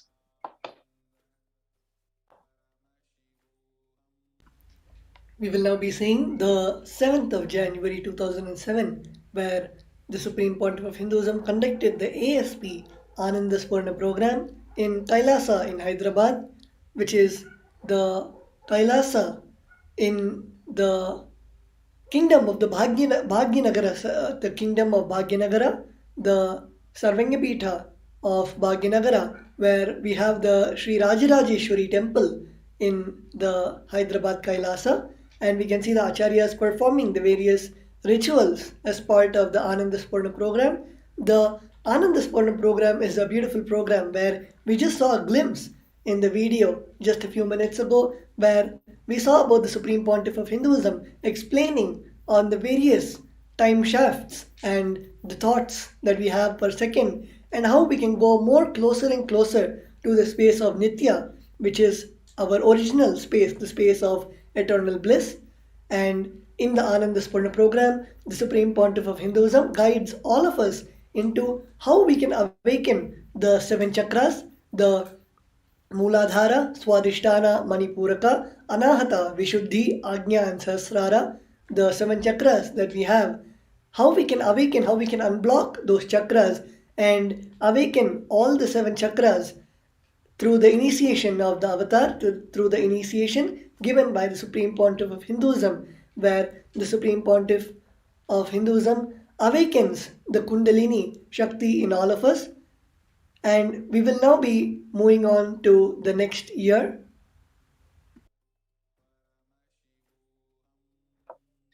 So on the 7th January 2008, the Supreme Pontiff of Hinduism conducts the NSP program in Bididi. So we can see the pictures on the left side, thousands of people coming, again, followers, devotees, disciples, and Kailasavasis attending to the program that the Supreme Pontiff of Hinduism conducted.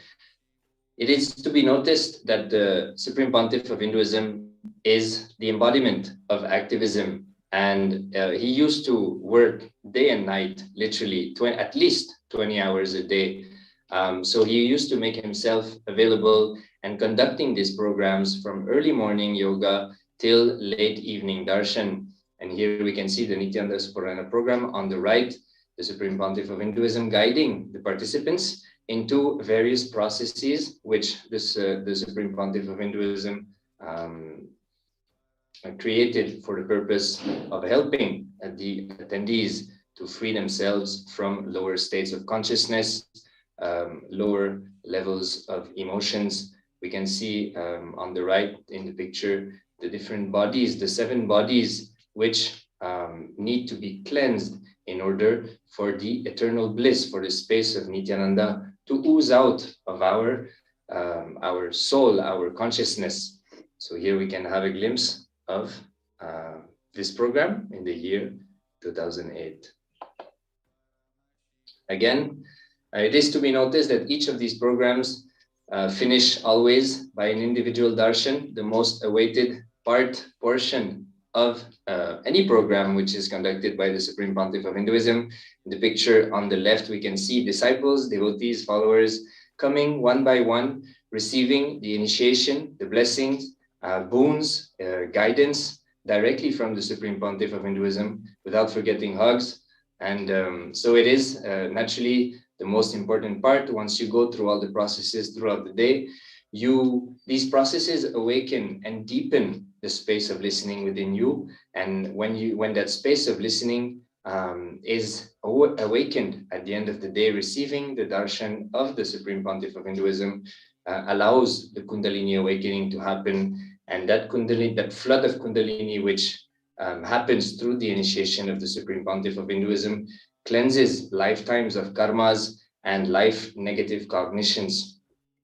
One last thing that used to be very common in those years and became less common after 2010 was being able to see the Supreme Pontiff of Hinduism dancing. So in the picture on the right, we can see the Supreme Pontiff of Hinduism radiating bliss, ecstasy, joy, swirling and dancing, which used to be something that the Supreme Pontiff of Hinduism was doing regularly in those days. So many of the devotees, disciples, and followers of those years who knew the Supreme Pontiff of Hinduism in those years will have tremendous joyful memories about this sight of seeing the Supreme Pontiff of Hinduism in that bhava, in that mood of dancing, something which became very, very rare after 2010 and which is right now not available, as the Supreme Pontiff of Hinduism has withdrawn himself temporarily from the society for the sake of safety and the building of Sri KAILASA nation.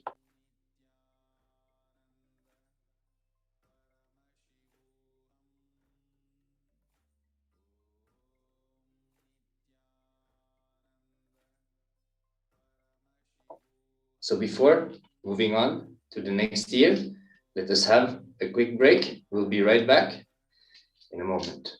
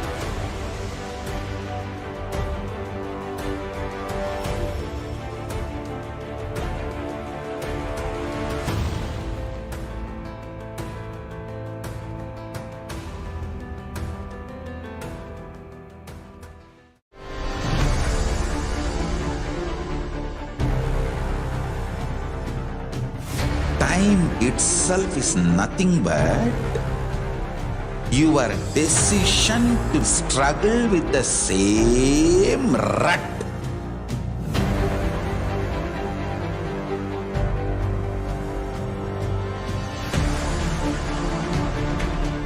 Your decision to struggle with the same rut is time, Kala. Your decision to swallow time is Kala Bhairava.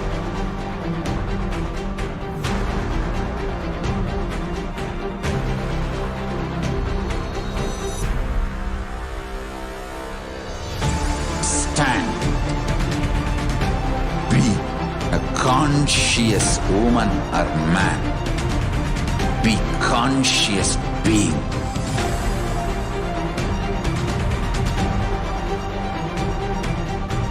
Shrink the time through conscious will persistence. Make the future into present by being ferocious with yourself.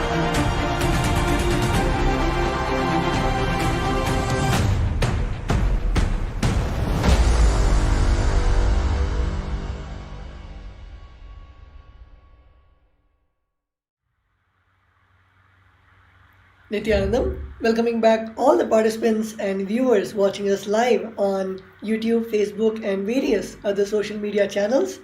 We saw about the wonderful years, and we have come to the 7th of January 2009, where the Supreme Pontiff of Hinduism visited the Venkateshwara temple in Bangalore and blessed all the devotees with special boons and healing.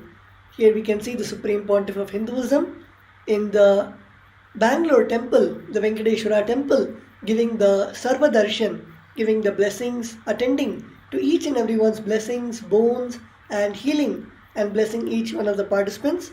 And the Supreme Pontiff of Hinduism has been welcomed by the priests of the temple in the traditional offerings of the Purna Kumbha and the flowers and fruits and the flower mala and the sacred shawl, which has been given by the priests of the temple.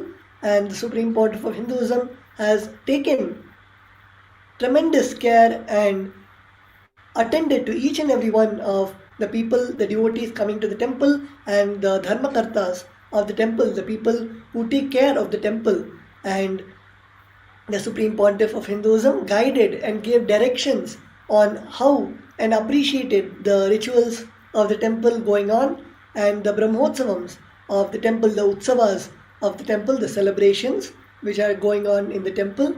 And we can see the Supreme Pontiff of Hinduism, whenever the Supreme Pontiff of Hinduism is invited anywhere, whether it can be a temple or it can be a big seminar or a religious conference, the Supreme Pontiff of Hinduism always takes time and blesses each and every one over there, whether it is just appreciating the work of the temple or the group, or blessing, giving the individual blessings in terms of health, wealth, and relationships.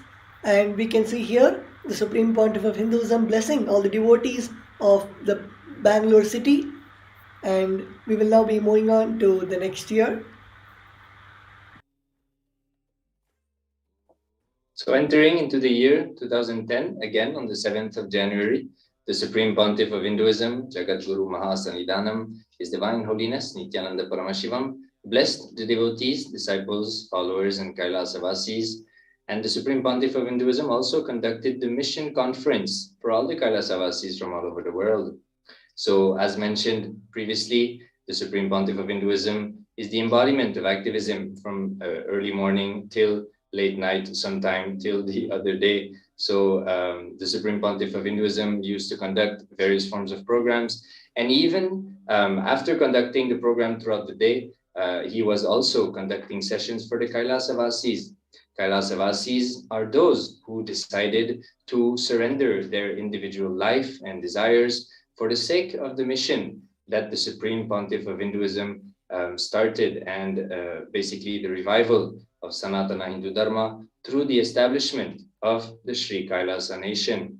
So the Supreme Pontiff of Hinduism used to guide and help Kailasa Vasis to be more and more active, more and more successful, more and more radiating higher and higher states of consciousness. And that program was made available all over the world. So through Zoom, to a video conference, various Kailasa Vasis who were established in various temples across the world were able to also attend these sessions.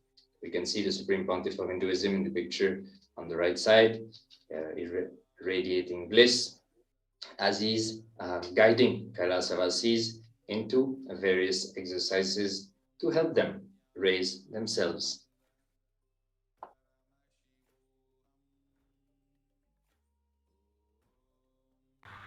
We will now be moving on to the 7th of January 2011, where we can see the Nitya Satsang of the Supreme Pontiff of Hinduism. Actually, the Supreme Pontiff of Hinduism used to come for the Nitya Satsang and is coming for the Nitya Satsang every single day. The Nitya Satsang is a powerful talk, the discourse by the Supreme Pontiff of Hinduism, where he expounds on the various truths and shares the sacred secrets from many of the scriptures, starting from the Bhagavad Gita till the very intricate sutras of the Ashtavakra Gita or the Brahma Sutras. And here we can see the Supreme Pontiff of Hinduism expanding on the Yoga Sutras, which is another beautiful scripture which was revealed by Patanjali, the Guru who revived yoga, the yoga given by Paramashiva. And the Supreme Pontiff of Hinduism explained the master technique to realize yourself is the message for 7th of Jan 2011, continuing to enlighten us and take us to higher and higher consciousness with ultimate truths through Patanjali Yoga Sutras. The Supreme Pontiff of Hinduism on that day dealt with the Yoga Sutra number 92 from the Sadhana Pada, the chapter 2, 41st verse. Sattva Shuddhi Saumanasya Ekagra Indriya Jaya Atma Darshana Yoga Yatvani Cha, explained as there also arises purification of the sattva, cheerfulness of the mind, concentration, conquest of the organs, and fitness for the realization of the self. Here we can see the sacred secret given by the Supreme Pontiff of Hinduism, where he explained about how to realize yourself. Many of us would have been there during the Patanjali Yoga Sutras, and how the Supreme Pontiff of Hinduism, just for our sake, translated or revealed the sacred secrets in the Yoga Sutras. Many of us are mistaken by reading the translations of the westernized scholars, especially in the Western world, where they do not reveal the translation from the space of where Patanjali wrote the Yoga Sutras by the grace and compassion of the Supreme Pontiff of Hinduism. From that space, of course, the Supreme Pontiff of Hinduism is the embodiment of Paramashiva himself, who gave the science of yoga to all of us. And from that space, the Supreme Pontiff of Hinduism revealed the Yoga Sutras, and not just as yoga, many of us understand, is just bending the body or just doing some breathing techniques, but literally living the Advaita, living the oneness in each and every aspect of our day. Many of us do not realize that throughout our day, maybe in the morning for 1 hour, we might do the yoga, but throughout the day, even the posture which you are sitting or the way that you carry yourself during the day, how you speak, the actions that you have, all that is also yoga. And the Supreme Pontiff of Hinduism beautifully said that when you are in the space of yoga the whole day, you will see that the powers will just start manifesting. And actually that is the lifestyle which all the Kailayavasis are blessed with, as throughout the day, constantly, when you enrich others, when you enrich the world, you will start seeing that you will not be in the space of incompletions or patterns, and you will only see that the yoga, which is being in the space of Advaita in every action that you have, that is the one which is flowing in you throughout the day. And it is a wonderful experience to be under the guidance of the Supreme Pontiff of Hinduism, and we are all blessed with all the truths of the Patanjali Yoga Sutras. And if you want to learn more, if you want to watch the discourses of the Patanjali Yoga Sutras, which the Supreme Pontiff has explained on, all of us can log on either on YouTube in the official channel of the Supreme Pontiff of Hinduism, or on Nithyanandapedia, where all these satsangs, all these discourses are given free by the Supreme Pontiff of Hinduism, as the Supreme Pontiff of Hinduism beautifully shares in Hinduism, in the Vedas and Agamas. Paramashiva clearly reveals that knowledge is free, as Paramashiva has given this knowledge for all of us to experience, all of us to elevate ourselves into higher consciousness, and all of us are blessed as the Supreme Pontiff of Hinduism has released all the thousands of hours of talks on all these Yoga Sutras, the various scriptures, and all of us can see those discourses, can see those satsangs on YouTube and the Nithyanandapedia. And we will now be moving on to the next slide and the next part of this divine Leela. So here on the year 2012, 7th of January, the Supreme Pontiff of Hinduism visits various temples in Pondicherry. So something that some of us were blessed with, to be able to be around the Supreme Pontiff of Hinduism when he visits temples and everything related to temples. As most of you must already know, the Supreme Pontiff of Hinduism is the reviver of the Sri KAILASA nation, which is the Sanatana Hindu Dharma temple-based community lifestyle, temple-based ecosystem. And so naturally, temples are the center of that ecosystem. So everything which relates to temple is the highest priority of the Sri KAILASA ecosystem. So the Supreme Pontiff of Hinduism literally got involved in temple activities from his very birth. And so all the sciences and the science of enlightenment, which is hidden through the temple, to the temple worship, the rituals and all the activities required and which are focused on the temple, give the science of enlightenment. The Supreme Pontiff of Hinduism is reviving as well as the lifestyle, the temple-based ecosystem lifestyle. So here we can see a few pictures. The Supreme Pontiff of Hinduism on the right side, offering his pranams, his Shashtanga Namaskar to the deities, to the main deity of the temple, and surrounded by devotees and other Hindu leaders. As we can see on the picture on the left, the Supreme Pontiff of Hinduism is with another main Hindu leader while visiting this temple in Pondicherry, India.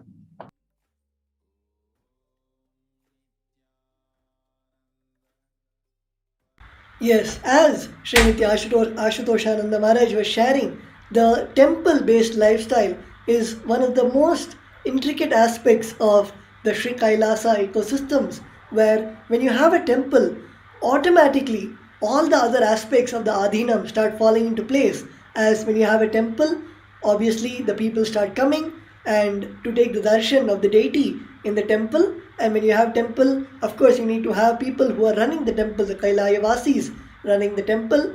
And when you have the temple, you need to have the Anna Mandir, the place which makes the Naivedyam to offer in the temple. So you have the Anna Mandir, which will then give Annadan, the Prasada offered after the pujas to the deities.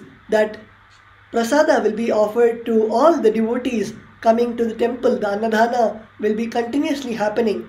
And when you have that, of course you need a Goshala for the milk to do the Abhishekams in the temple. And automatically the Goshala starts forming, where even in the Shastra Pramanas that we have seen in the offerings to Devi Parashakti, it says that the offerings made in the Goshala gives 1,000 times benefit, as the Goshala, the Go Mandir, is one of the most beautiful aspects of Hinduism, where even the cow is the representation of all the gods and goddesses, as it is the one, the cow, the divine cow is the one which gives us the milk for the Abhishekam, which gives us the needed offerings to the deities in the temple. And of course you need the Gurukul, where the Gurukul Balasans through the third eye perform the rituals, where directly through the third eye they connect to the divine and offer the rituals, where the divine comes and accepts them directly and showers the blessings on the devotees and yajamans who have offered the rituals.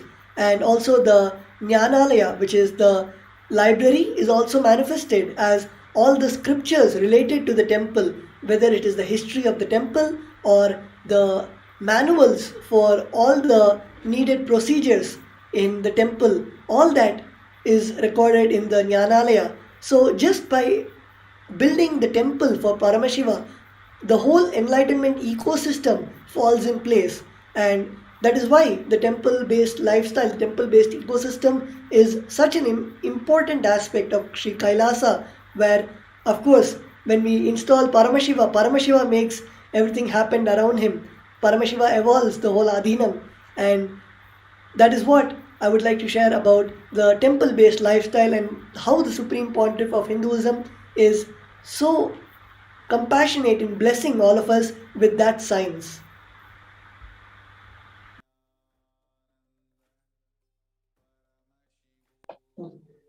Also, one thing to add, one last thing, in the Paramashiva in the Vedas and Agamas, especially in the Agamas, describes how we should create the ecosystem. The temple-based ecosystem is by far the most intelligent, self-sustainable, and non-violent, conscious-based ecosystem where everybody needs to become active and involved for the sake of Paramashiva, which makes the remembrance of Paramashiva the main focus of all the daily activities.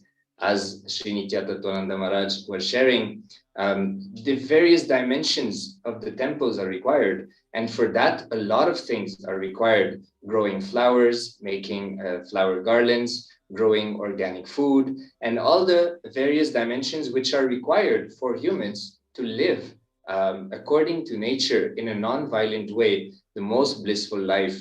So it is the ultimate lifestyle which is revealed by Paramashiva in the Agamas, and that the Supreme Pontiff of Hinduism has dedicated his life to revive through the establishment of the Sri Kailasa nation. So with this, we'll be moving on to the next year.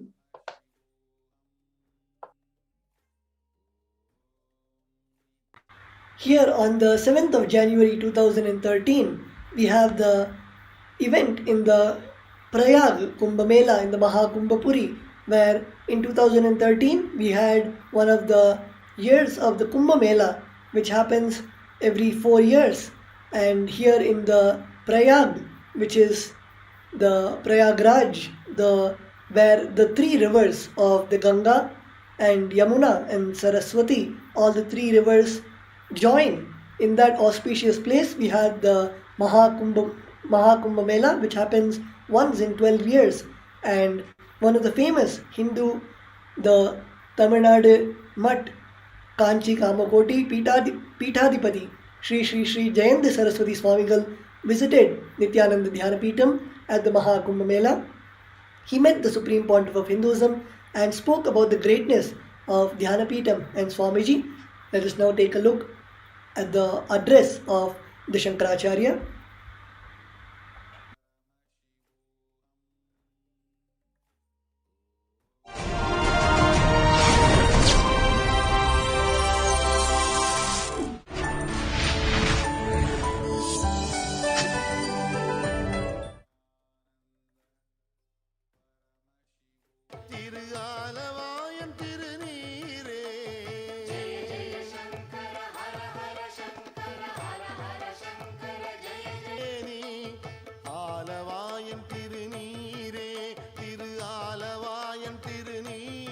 Saraswati Mahaswamiji is here to grace us. I welcome him with our humble respects.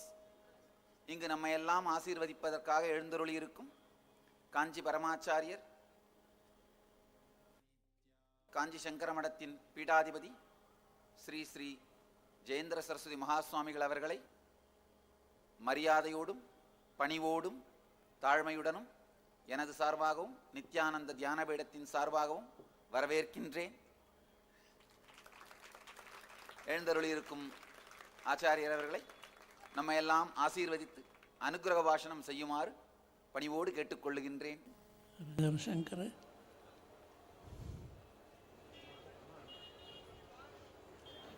ஜெய ஜெயசங்கர ஹரஹர சங்கர. நித்யானந்த பீடம் பல வருஷங்களாக பல ஊர்களிலே கோயில்கள் அமைத்து ஆசிரமங்கள் அமைத்து பல பணிகளெல்லாம் சீரும் சிறப்புமாக செய்து வருகிறது. நமது காஞ்சிபுரம் மடத்திற்கும் நித்யானந்த சுவாமி வந்திருக்கிறார்கள். அப்போ அப்படிப்பட்ட ஒரு மாபெரும் ஸ்தாபனம்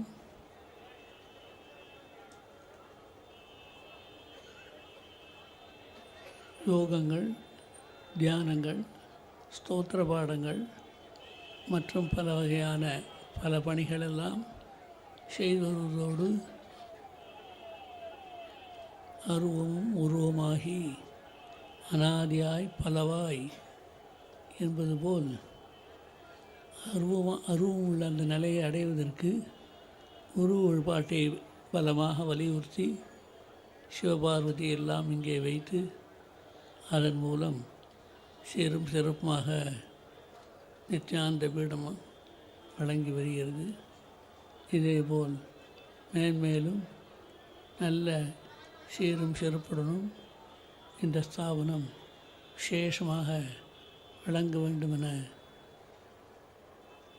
நித்யானந்த சுவாமி, நித்யானந்த பீடம் இதையெல்லாம் மேன்மேலும் வளர வேண்டும் என வாழ்த்தி ஆசீர்வதிக்கிறோம். ஜெய Jayasankaran Ramakrishnan.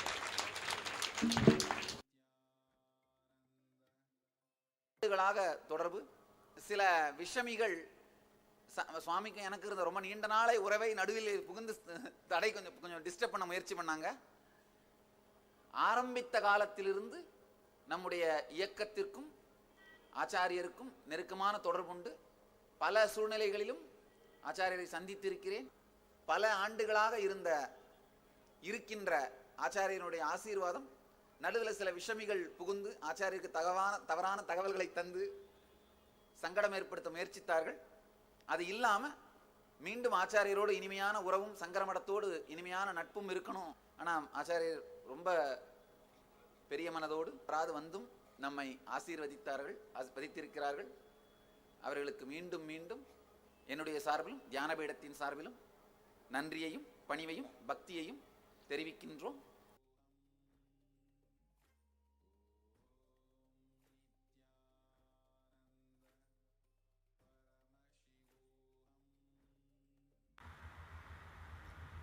Yes, we just saw the wonderful address by the Supreme Pontiff of Hinduism and also the Shankaracharya Sri Jayendra Saraswati Swamigal when he visited the Nithyananda Dhyana at the Mahakumbha Mela. He spoke about the greatness of Swamiji and the Dhyana how they built the whole camp in the Mahakumbha Mela and how we had kept, the Supreme Pontiff of Hinduism had kept the deities of Shiva and Parvati, and how the great programs are going on and how the enriching events are going on, and also about the friendship between the Nithyananda Pitha and the Shankaracharya Pitha, both the Pithas. And we will now be moving on to the next year after a short break.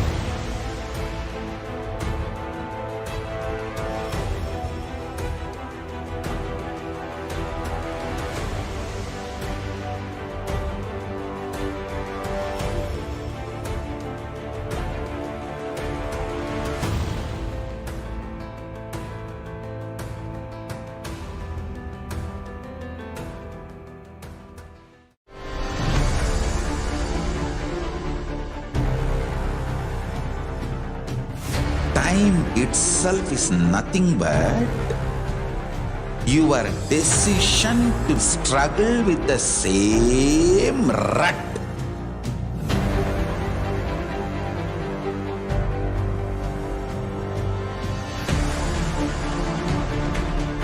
Your decision to struggle with the same rut is time, Kala. Your decision to swallow time is Kala Bhairava.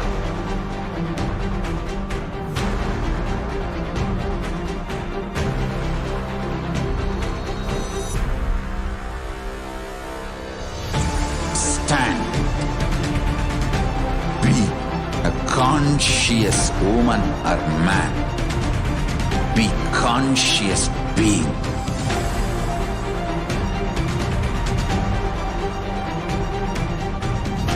Shrink the time through conscious will persistence. Make the future into present by being ferocious with yourself.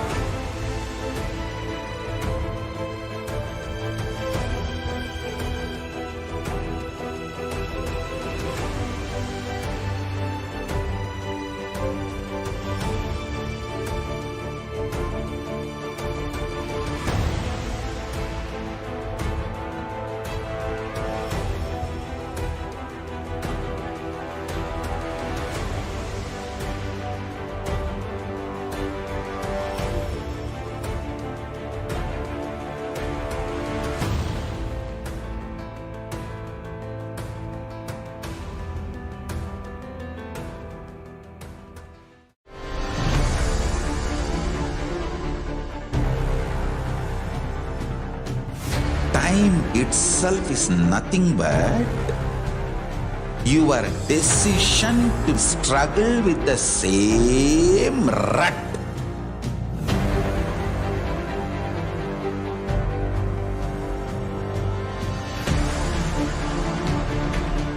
Your decision to struggle with the same rut is time, Kala. Your decision to swallow time is Kala Bhairava.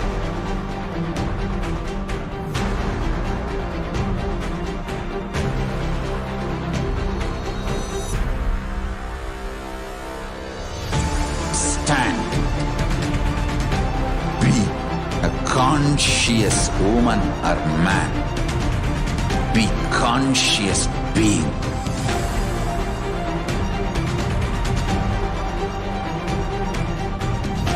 Shrink the time through conscious will persistence. Make the future into present by being ferocious with yourself.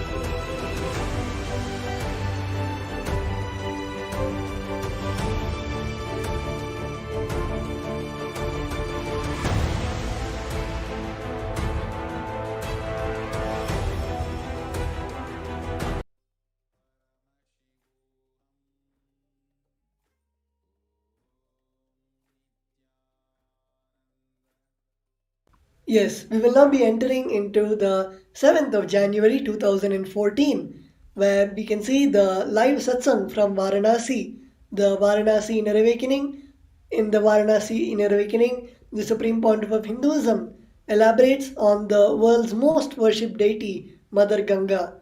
She is the embodiment of love, completion, pure inner space, and divinity. She landed on the planet Earth to give completion to all of humanity. She has the power to heal us of any deep incompletions just by spending some time living near her. Spiritual practice is increased a thousandfold when practiced next to her. Let us all appreciate, worship, and protect this ancient sacred waterway, the Ganges. Here we can see the satsang where the Supreme Pontiff of Hinduism expanded on the Ganga, the river Ganga, the Ganga Mata. Here we can all see that the Supreme Pontiff of Hinduism revealed on what space Mother Ganga carries for all of us, whether we are living in Ganga, near Ganga, or whether we are doing the spiritual practice near Ganga. All of us can see that any incompletion that we have immediately gets completely nullified just by the presence of being in the presence of Mother Ganga. And even any spiritual practice that we do, whether it is the chanting or yoga or the temple worship, it is increased thousandfold. And such is the power of Mother Ganga.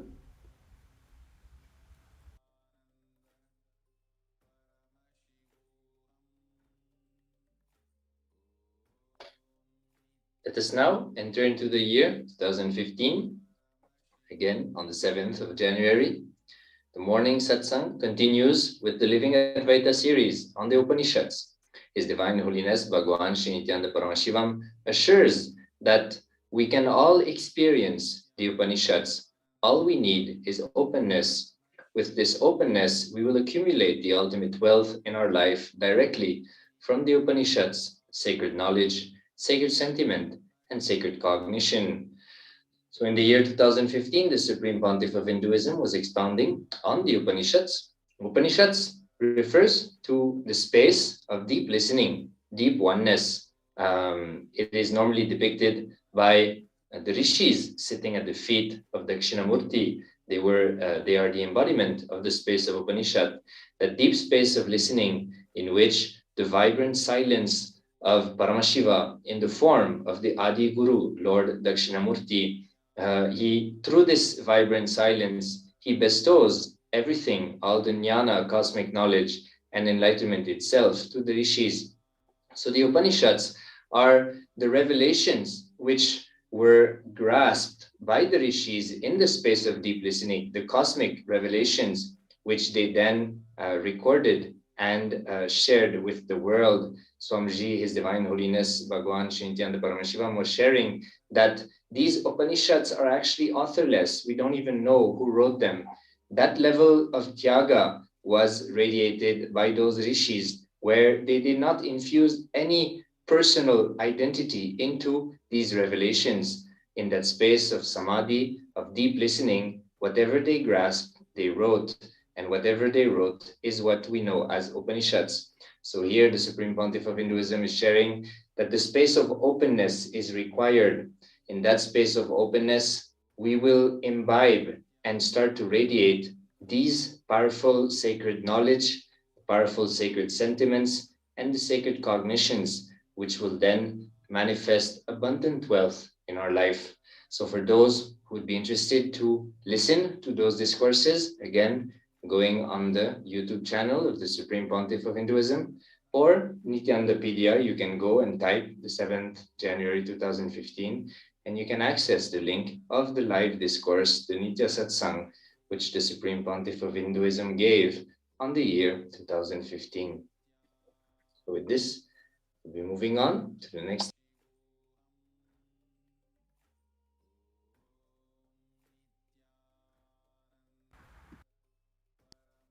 So before moving on to the next year, let us watch this short video displaying the various activities, forms of contribution that were performed by Sri KAILASA in India and around the world. So without further ado, let us listen and enjoy.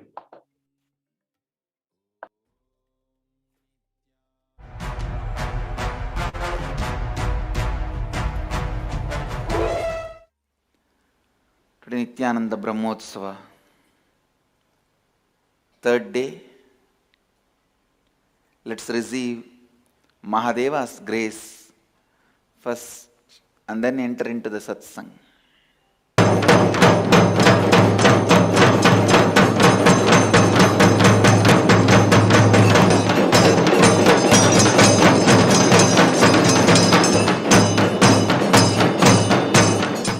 नित्येश्वराय चन्द्रशेखराय नित्येश्वराय चन्द्रशेखराय गंगाधराय नित्य नमः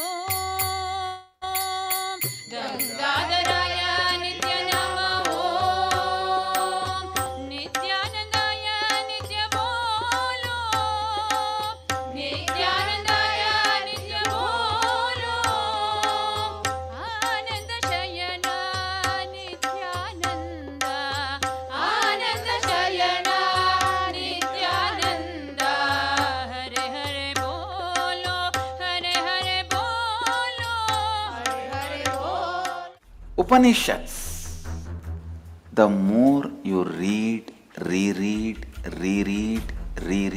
and digest, internalize, more it makes you beautiful from within. The macrocosm should become part of the microcosm, and microcosm should become part of the macrocosm. Not only the drop should merge into the ocean, and the ocean should merge into the drop. Drop merging into the ocean is enlightenment. When the ocean merges into the drop is an incarnation.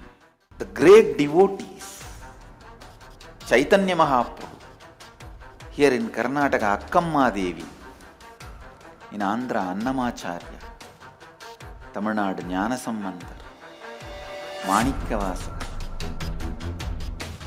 I can go on listing. They all used the passion and emotion, intensity of the passion and emotion to dissolve into the cosmos. See, provoking you to dissolve into the truth, any spiritual book can do. But provoking the cosmos to dissolve into you, only Upanishads can do it.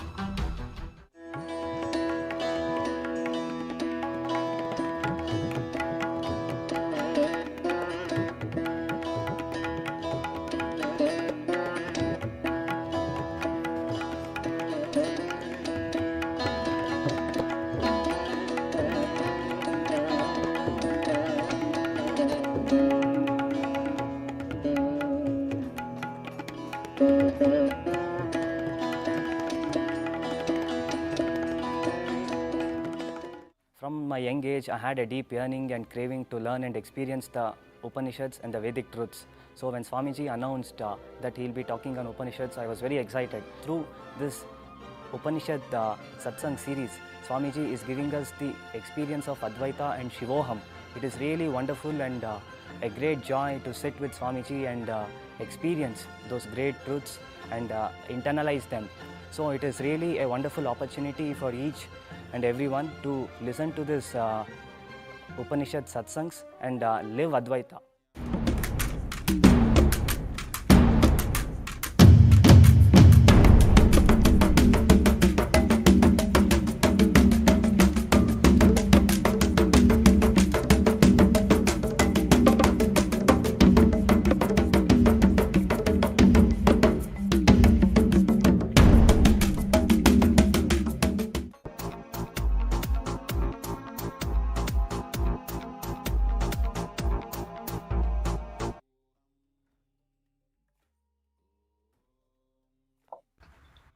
Yes. So as we saw in this daily magazine, we saw the various activities which were conducted on this day from the satsang on the Upanishads, like we briefly mentioned before the video. Again, Swamiji sharing again the importance of rereading the Upanishads. Every time you read these high sacred truths, deeper and deeper clicks happen in your depth which then translates into you radiating these powerful cognitions and literally radiating powers. And we also saw various rituals and the construction of the site, which was going to be used for a grand ritual that we will see in the next few days, which took place in the year 2015. With this, we'll be moving into the year 2016.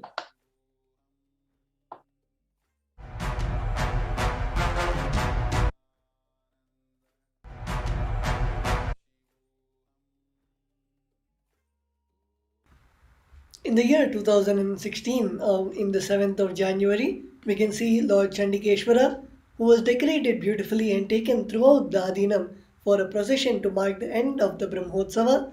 Accounts from all the departments are submitted at the feet of Lord Chandikeshwara, all the department heads, offering puja to Lord Chandikeshwara and arati at the end of the procession. At the end of each Brahmotsav, as part of the scriptural injunctions mentioned in the Vedas and Agamas, Paramashiva reveals that each of the departments, each of the people who have contributed to the Brahmotsava should be accounted for, and all the accounts should be submitted at Lord Chandikeshwara's feet, who is the Lord of the accounts of KAILASA, where all the heads of the departments, whether it might be the temple or the Department of Treasury or the Department of Finance, all the department heads come and offer the accounts to Lord Chandikeshwara at the end of each Brahmotsava to submit the donations of the devotees, and all the yajamans of the pujas, the rituals, all the accounts is submitted at the feet of Lord Chandikeshwara, which eventually Lord Chandikeshwara takes to be blessed by Bhagavan Paramashiva himself. And here we can see the Alankar, the deity of Chandikeshwara in the Sarva Alankara with all the flowers and the jewels, and seated on the Gajavahana, which is the vehicle of the golden elephant. And Chandikeshwara was taken around the Adhinam in procession all the way from the temple back to the temple, just celebrating the culmination of the whole Brahmotsava and the starting of the Nityotsava, which is the eternal celebration after the celebrations of the Jayanti Mahotsava, which is actually currently going on. Today is the 20th day of the Jayanti Mahotsava, the 21-day celebrations of the 45th Avatar Dinotsava, where we saw about the coronation of the Supreme Pontiff of Hinduism as the head of the Swarnapita, the Swargapura Adhinam, and we saw about the various history and of the Swargapura Adhinam, where Paramashiva established the Swarnapita, and how the various guru-disciple lineage is continuously carried on without a break through thousands of years, and Swamiji is the current incumbent pontiff, the emperor of the Swarnapita Samrajyam, the empire of the Swargapura Pitha now. And today, that is the speciality of today's 20th day of the Avatar Dinotsava celebrations. And any of the participants, any of the viewers who would like to offer the donations or offer the rituals in the 20th day of the Avatar Dinotsava can comment live in the YouTube video, live in the Facebook, YouTube, any of the platforms, and the Acharyas will be happy to guide you on how you can make the offerings. Today, even in the Nithyananda Paramashiva Devalayam, we saw the Purnahuti offering, the Homa offering, the grand Homa done on the 20th day, celebrating the 20th day Avatar Dinotsava celebrations in the Nithyananda Paramashiva Devalayam in Adi KAILASA Sarvingapita in Bidadi, Bangalore. And with that, we will now be moving on to the next year of the Leela Dhyana. So entering into the next year, the Leela Dhyana of the Supreme Pontiff of Hinduism, Avatar of Paramashiva, 2017 on the 7th of January, today's delegates of the Nityananda Yogam program shared their amazement after joining Balisans of the Nithyananda Gurukul in the manifestation of powers, Shaktis. There was also an exciting sharing entitled From Cracking Coconuts to Manifesting Cosmic Dimensions, Powers of Nithyananda's New Species, where sannyasis of the Nithyananda order shared amazing stories and happenings from the Adhikaranandi's courtyard, where the Supreme Pontiff of Hinduism initiated a new species into the manifestation of the length, breadth, and depth dimension. She further shared about Chidambaram, how in the ancient times Sadashiva himself awakened the ability to read the Akashic records in Agastya Muni and his disciples, and that for thousands of years the same happening has not taken place on planet Earth until now, where Sadashiva himself has come in the form of the Supreme Pontiff of Hinduism, who has given this come in form of the Supreme Pontiff of Hinduism, who has given this power to the Balasans of the Nithyananda Gurukul. So here in 2017, it should be noted that the Supreme Pontiff of Hinduism was conducting this amazing program where few hundred devotees were called from all over the world to attend this program called Nithyananda Yogam in the physical presence of the Supreme Pontiff of Hinduism in his personal courtyard, the Adhikaranandi's courtyard. The Supreme Pontiff of Hinduism was literally on a manifesting Shakti's spree. Every day he used to initiate the participants of the Nithyananda Yogam participants program, as well as the Balasans of the Nithyananda Gurukul, into different powers. And every day in the morning live discourse, these participants and Gurukul used to come and share various experiences and happenings during the previous day. So it is a one-of-a-kind manifestation and happening where these powers, which are mentioned in the Vedas and Agamas by Lord Paramashiva himself, they were mapped into this plane and manifested. So again, inviting all of you to go see on YouTube these videos and listen to these sharings of these amazing manifestations from the new species, which were the participants initiated into these powers by the Supreme Pontiff of Hinduism. Manifesting Shaktis is one of the most important dimension of the expression of the space of pure oneness of Advaita with Paramashiva, with the Guru. So this is very important and very unique to Hinduism. So the Supreme Pontiff of Hinduism, naturally reviving Sanatana Hindu Dharma in its authentic form, also is reviving this dimension, which is the manifestation of Shaktis of Paramashiva.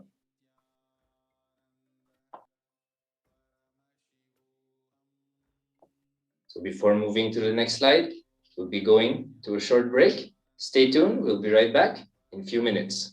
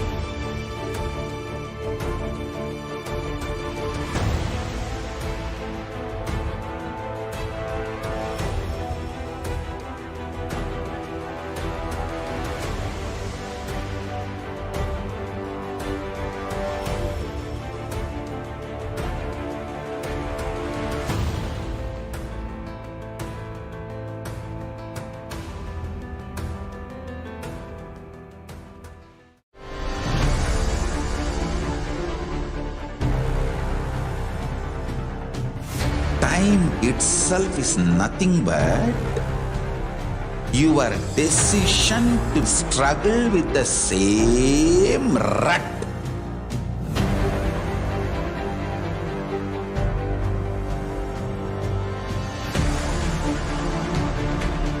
Your Your decision to struggle with the same rut is time, Kala.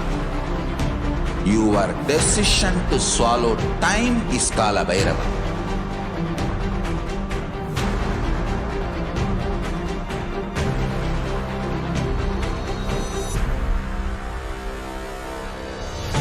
Stand. Be a conscious woman or man. Be conscious being.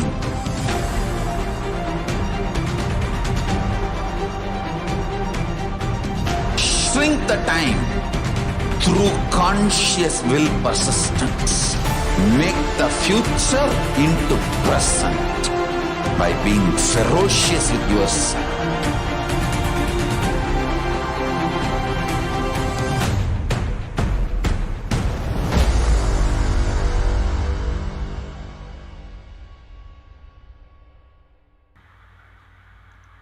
Nithyanandam, welcoming back all the participants watching us live on YouTube, Facebook, and the various social media platforms. And also, I would like to notify all the viewers watching that we'll be having the darshan of the avatar very soon, and the live darshan is starting very shortly. So let's all stay tuned. Let's all get into a space of deep restful awareness and deep completion to receive the avatar, and get into a space of the Leela Dhyana, the meditation on the Leelas of the avatar.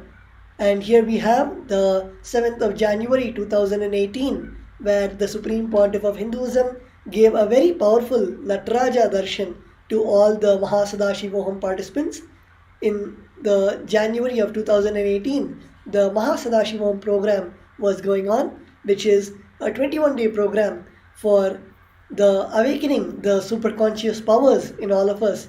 And the Supreme Pontiff of Hinduism had graced each of us by giving a special darshan on every day of the program, where every day we would have darshan of Lord Muruga, of Bhagavan Kala Bhairava, of Bhagavan Nataraja, and the various gods and goddesses.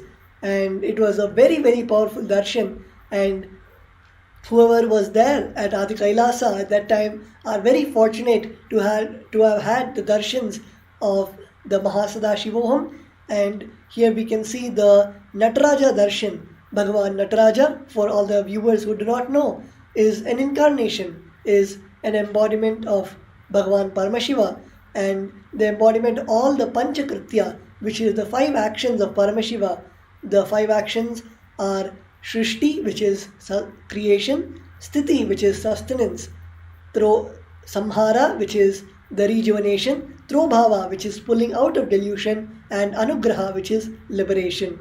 And Bhagavan Nataraja, through his whole form, is the embodiment of all these 5 actions, and gracing and blessing all of us of those 5 dimensions inside all of us. And all of us can see the various pictures of the Mahasadashivoham, the Nataraja darshan. Here we can see a close-up of the picture of the Supreme Pontiff of Hinduism giving the Nataraja darshan in the Mahasadashivoham program. And just by looking at these pictures, it is not just at that point of time, but these pictures are eternally carrying that powerful space of the darshan. Swamiji beautifully says that even now, when we see the darshan, the discourses of the Supreme Pontiff of Hinduism, or the various darshans of the Supreme Pontiff of Hinduism, even though those are visually speaking just a recorded video, but it contains that energy which is encoded in that video, contains the energy which the Supreme Pontiff of Hinduism has blessed in that darshan. So whenever we see the pictures of these darshans, it is not just an ordinary picture like the pictures of, let's say, scenery, or a picture of just a normal person, but it is giving us the experience of that same darshan. If all of us be in that space of restful awareness and be in that space of receptivity, all of us can experience the same space in which the darshan was given. And here we can see the many more pictures of the Nataraja darshan in Mahasadashivoham. And Also, during that time of the Mahasadashivoham program, we had the Avatar Dinotsava, the Jayanti celebrations of the 2018 year, where we celebrated the Avatar Dinotsava, the birthday celebrations, the Jayanti celebrations of the Supreme Pontiff of Hinduism. And let us now see a short video of the glimpses of those celebrations.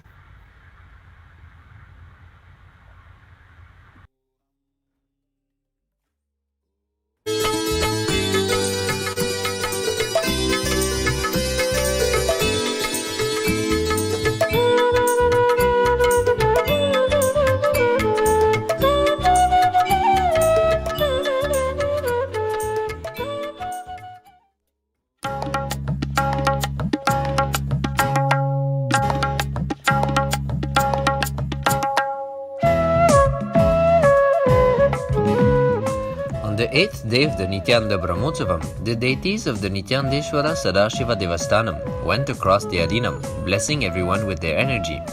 Ganesha, Murga, Mahadeva and Devi, Minakshi, Guru and Chandikeshwara went all together on a joy ride across the Adinam to celebrate the happening of the avatar, Paramahamsa Nithyananda, on planet Earth.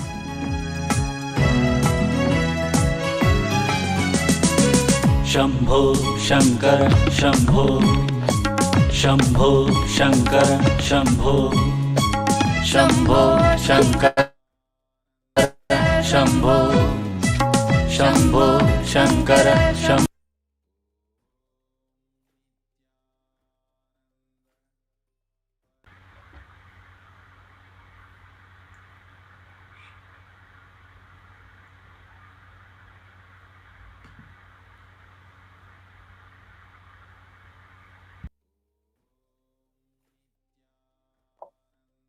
So with this, let's get ready to receive the Supreme Pontiff of Hinduism, His Divine Holiness, Bhagwan Nithyananda Paramashivam. Sit with your head, neck, and spine in a straight line. Close your eyes and get to the space of deep, restful awareness. Inhale deeply. Exhale deeply.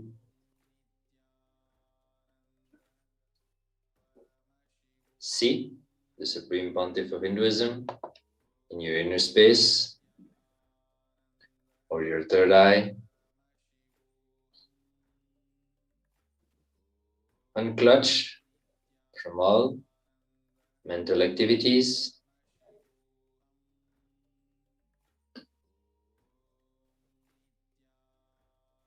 In the deep space of listening, the space of oneness,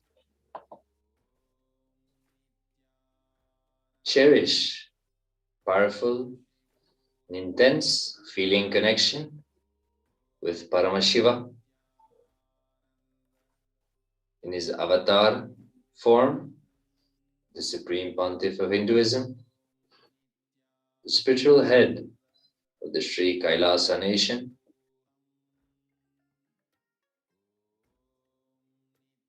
Inhale and exhale as slowly as possible, as deeply as possible.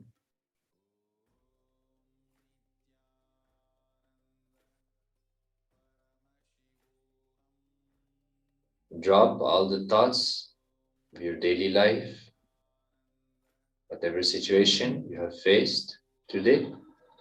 Unclutch from everything. Connect with Paramashiva. Connect with the divine, the space of surrender, of devotion, of yearning and seeking for the ultimate, seeking the oneness, the space of Paramadvaita with the Supreme Pontiff of Hinduism as Paramashiva.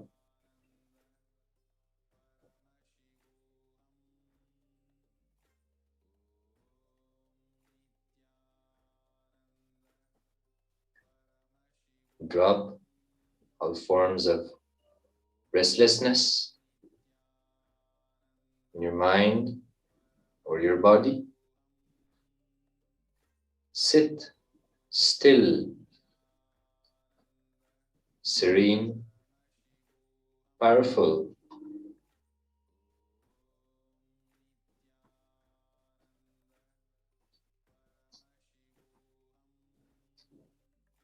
Enter into the space of deep listening,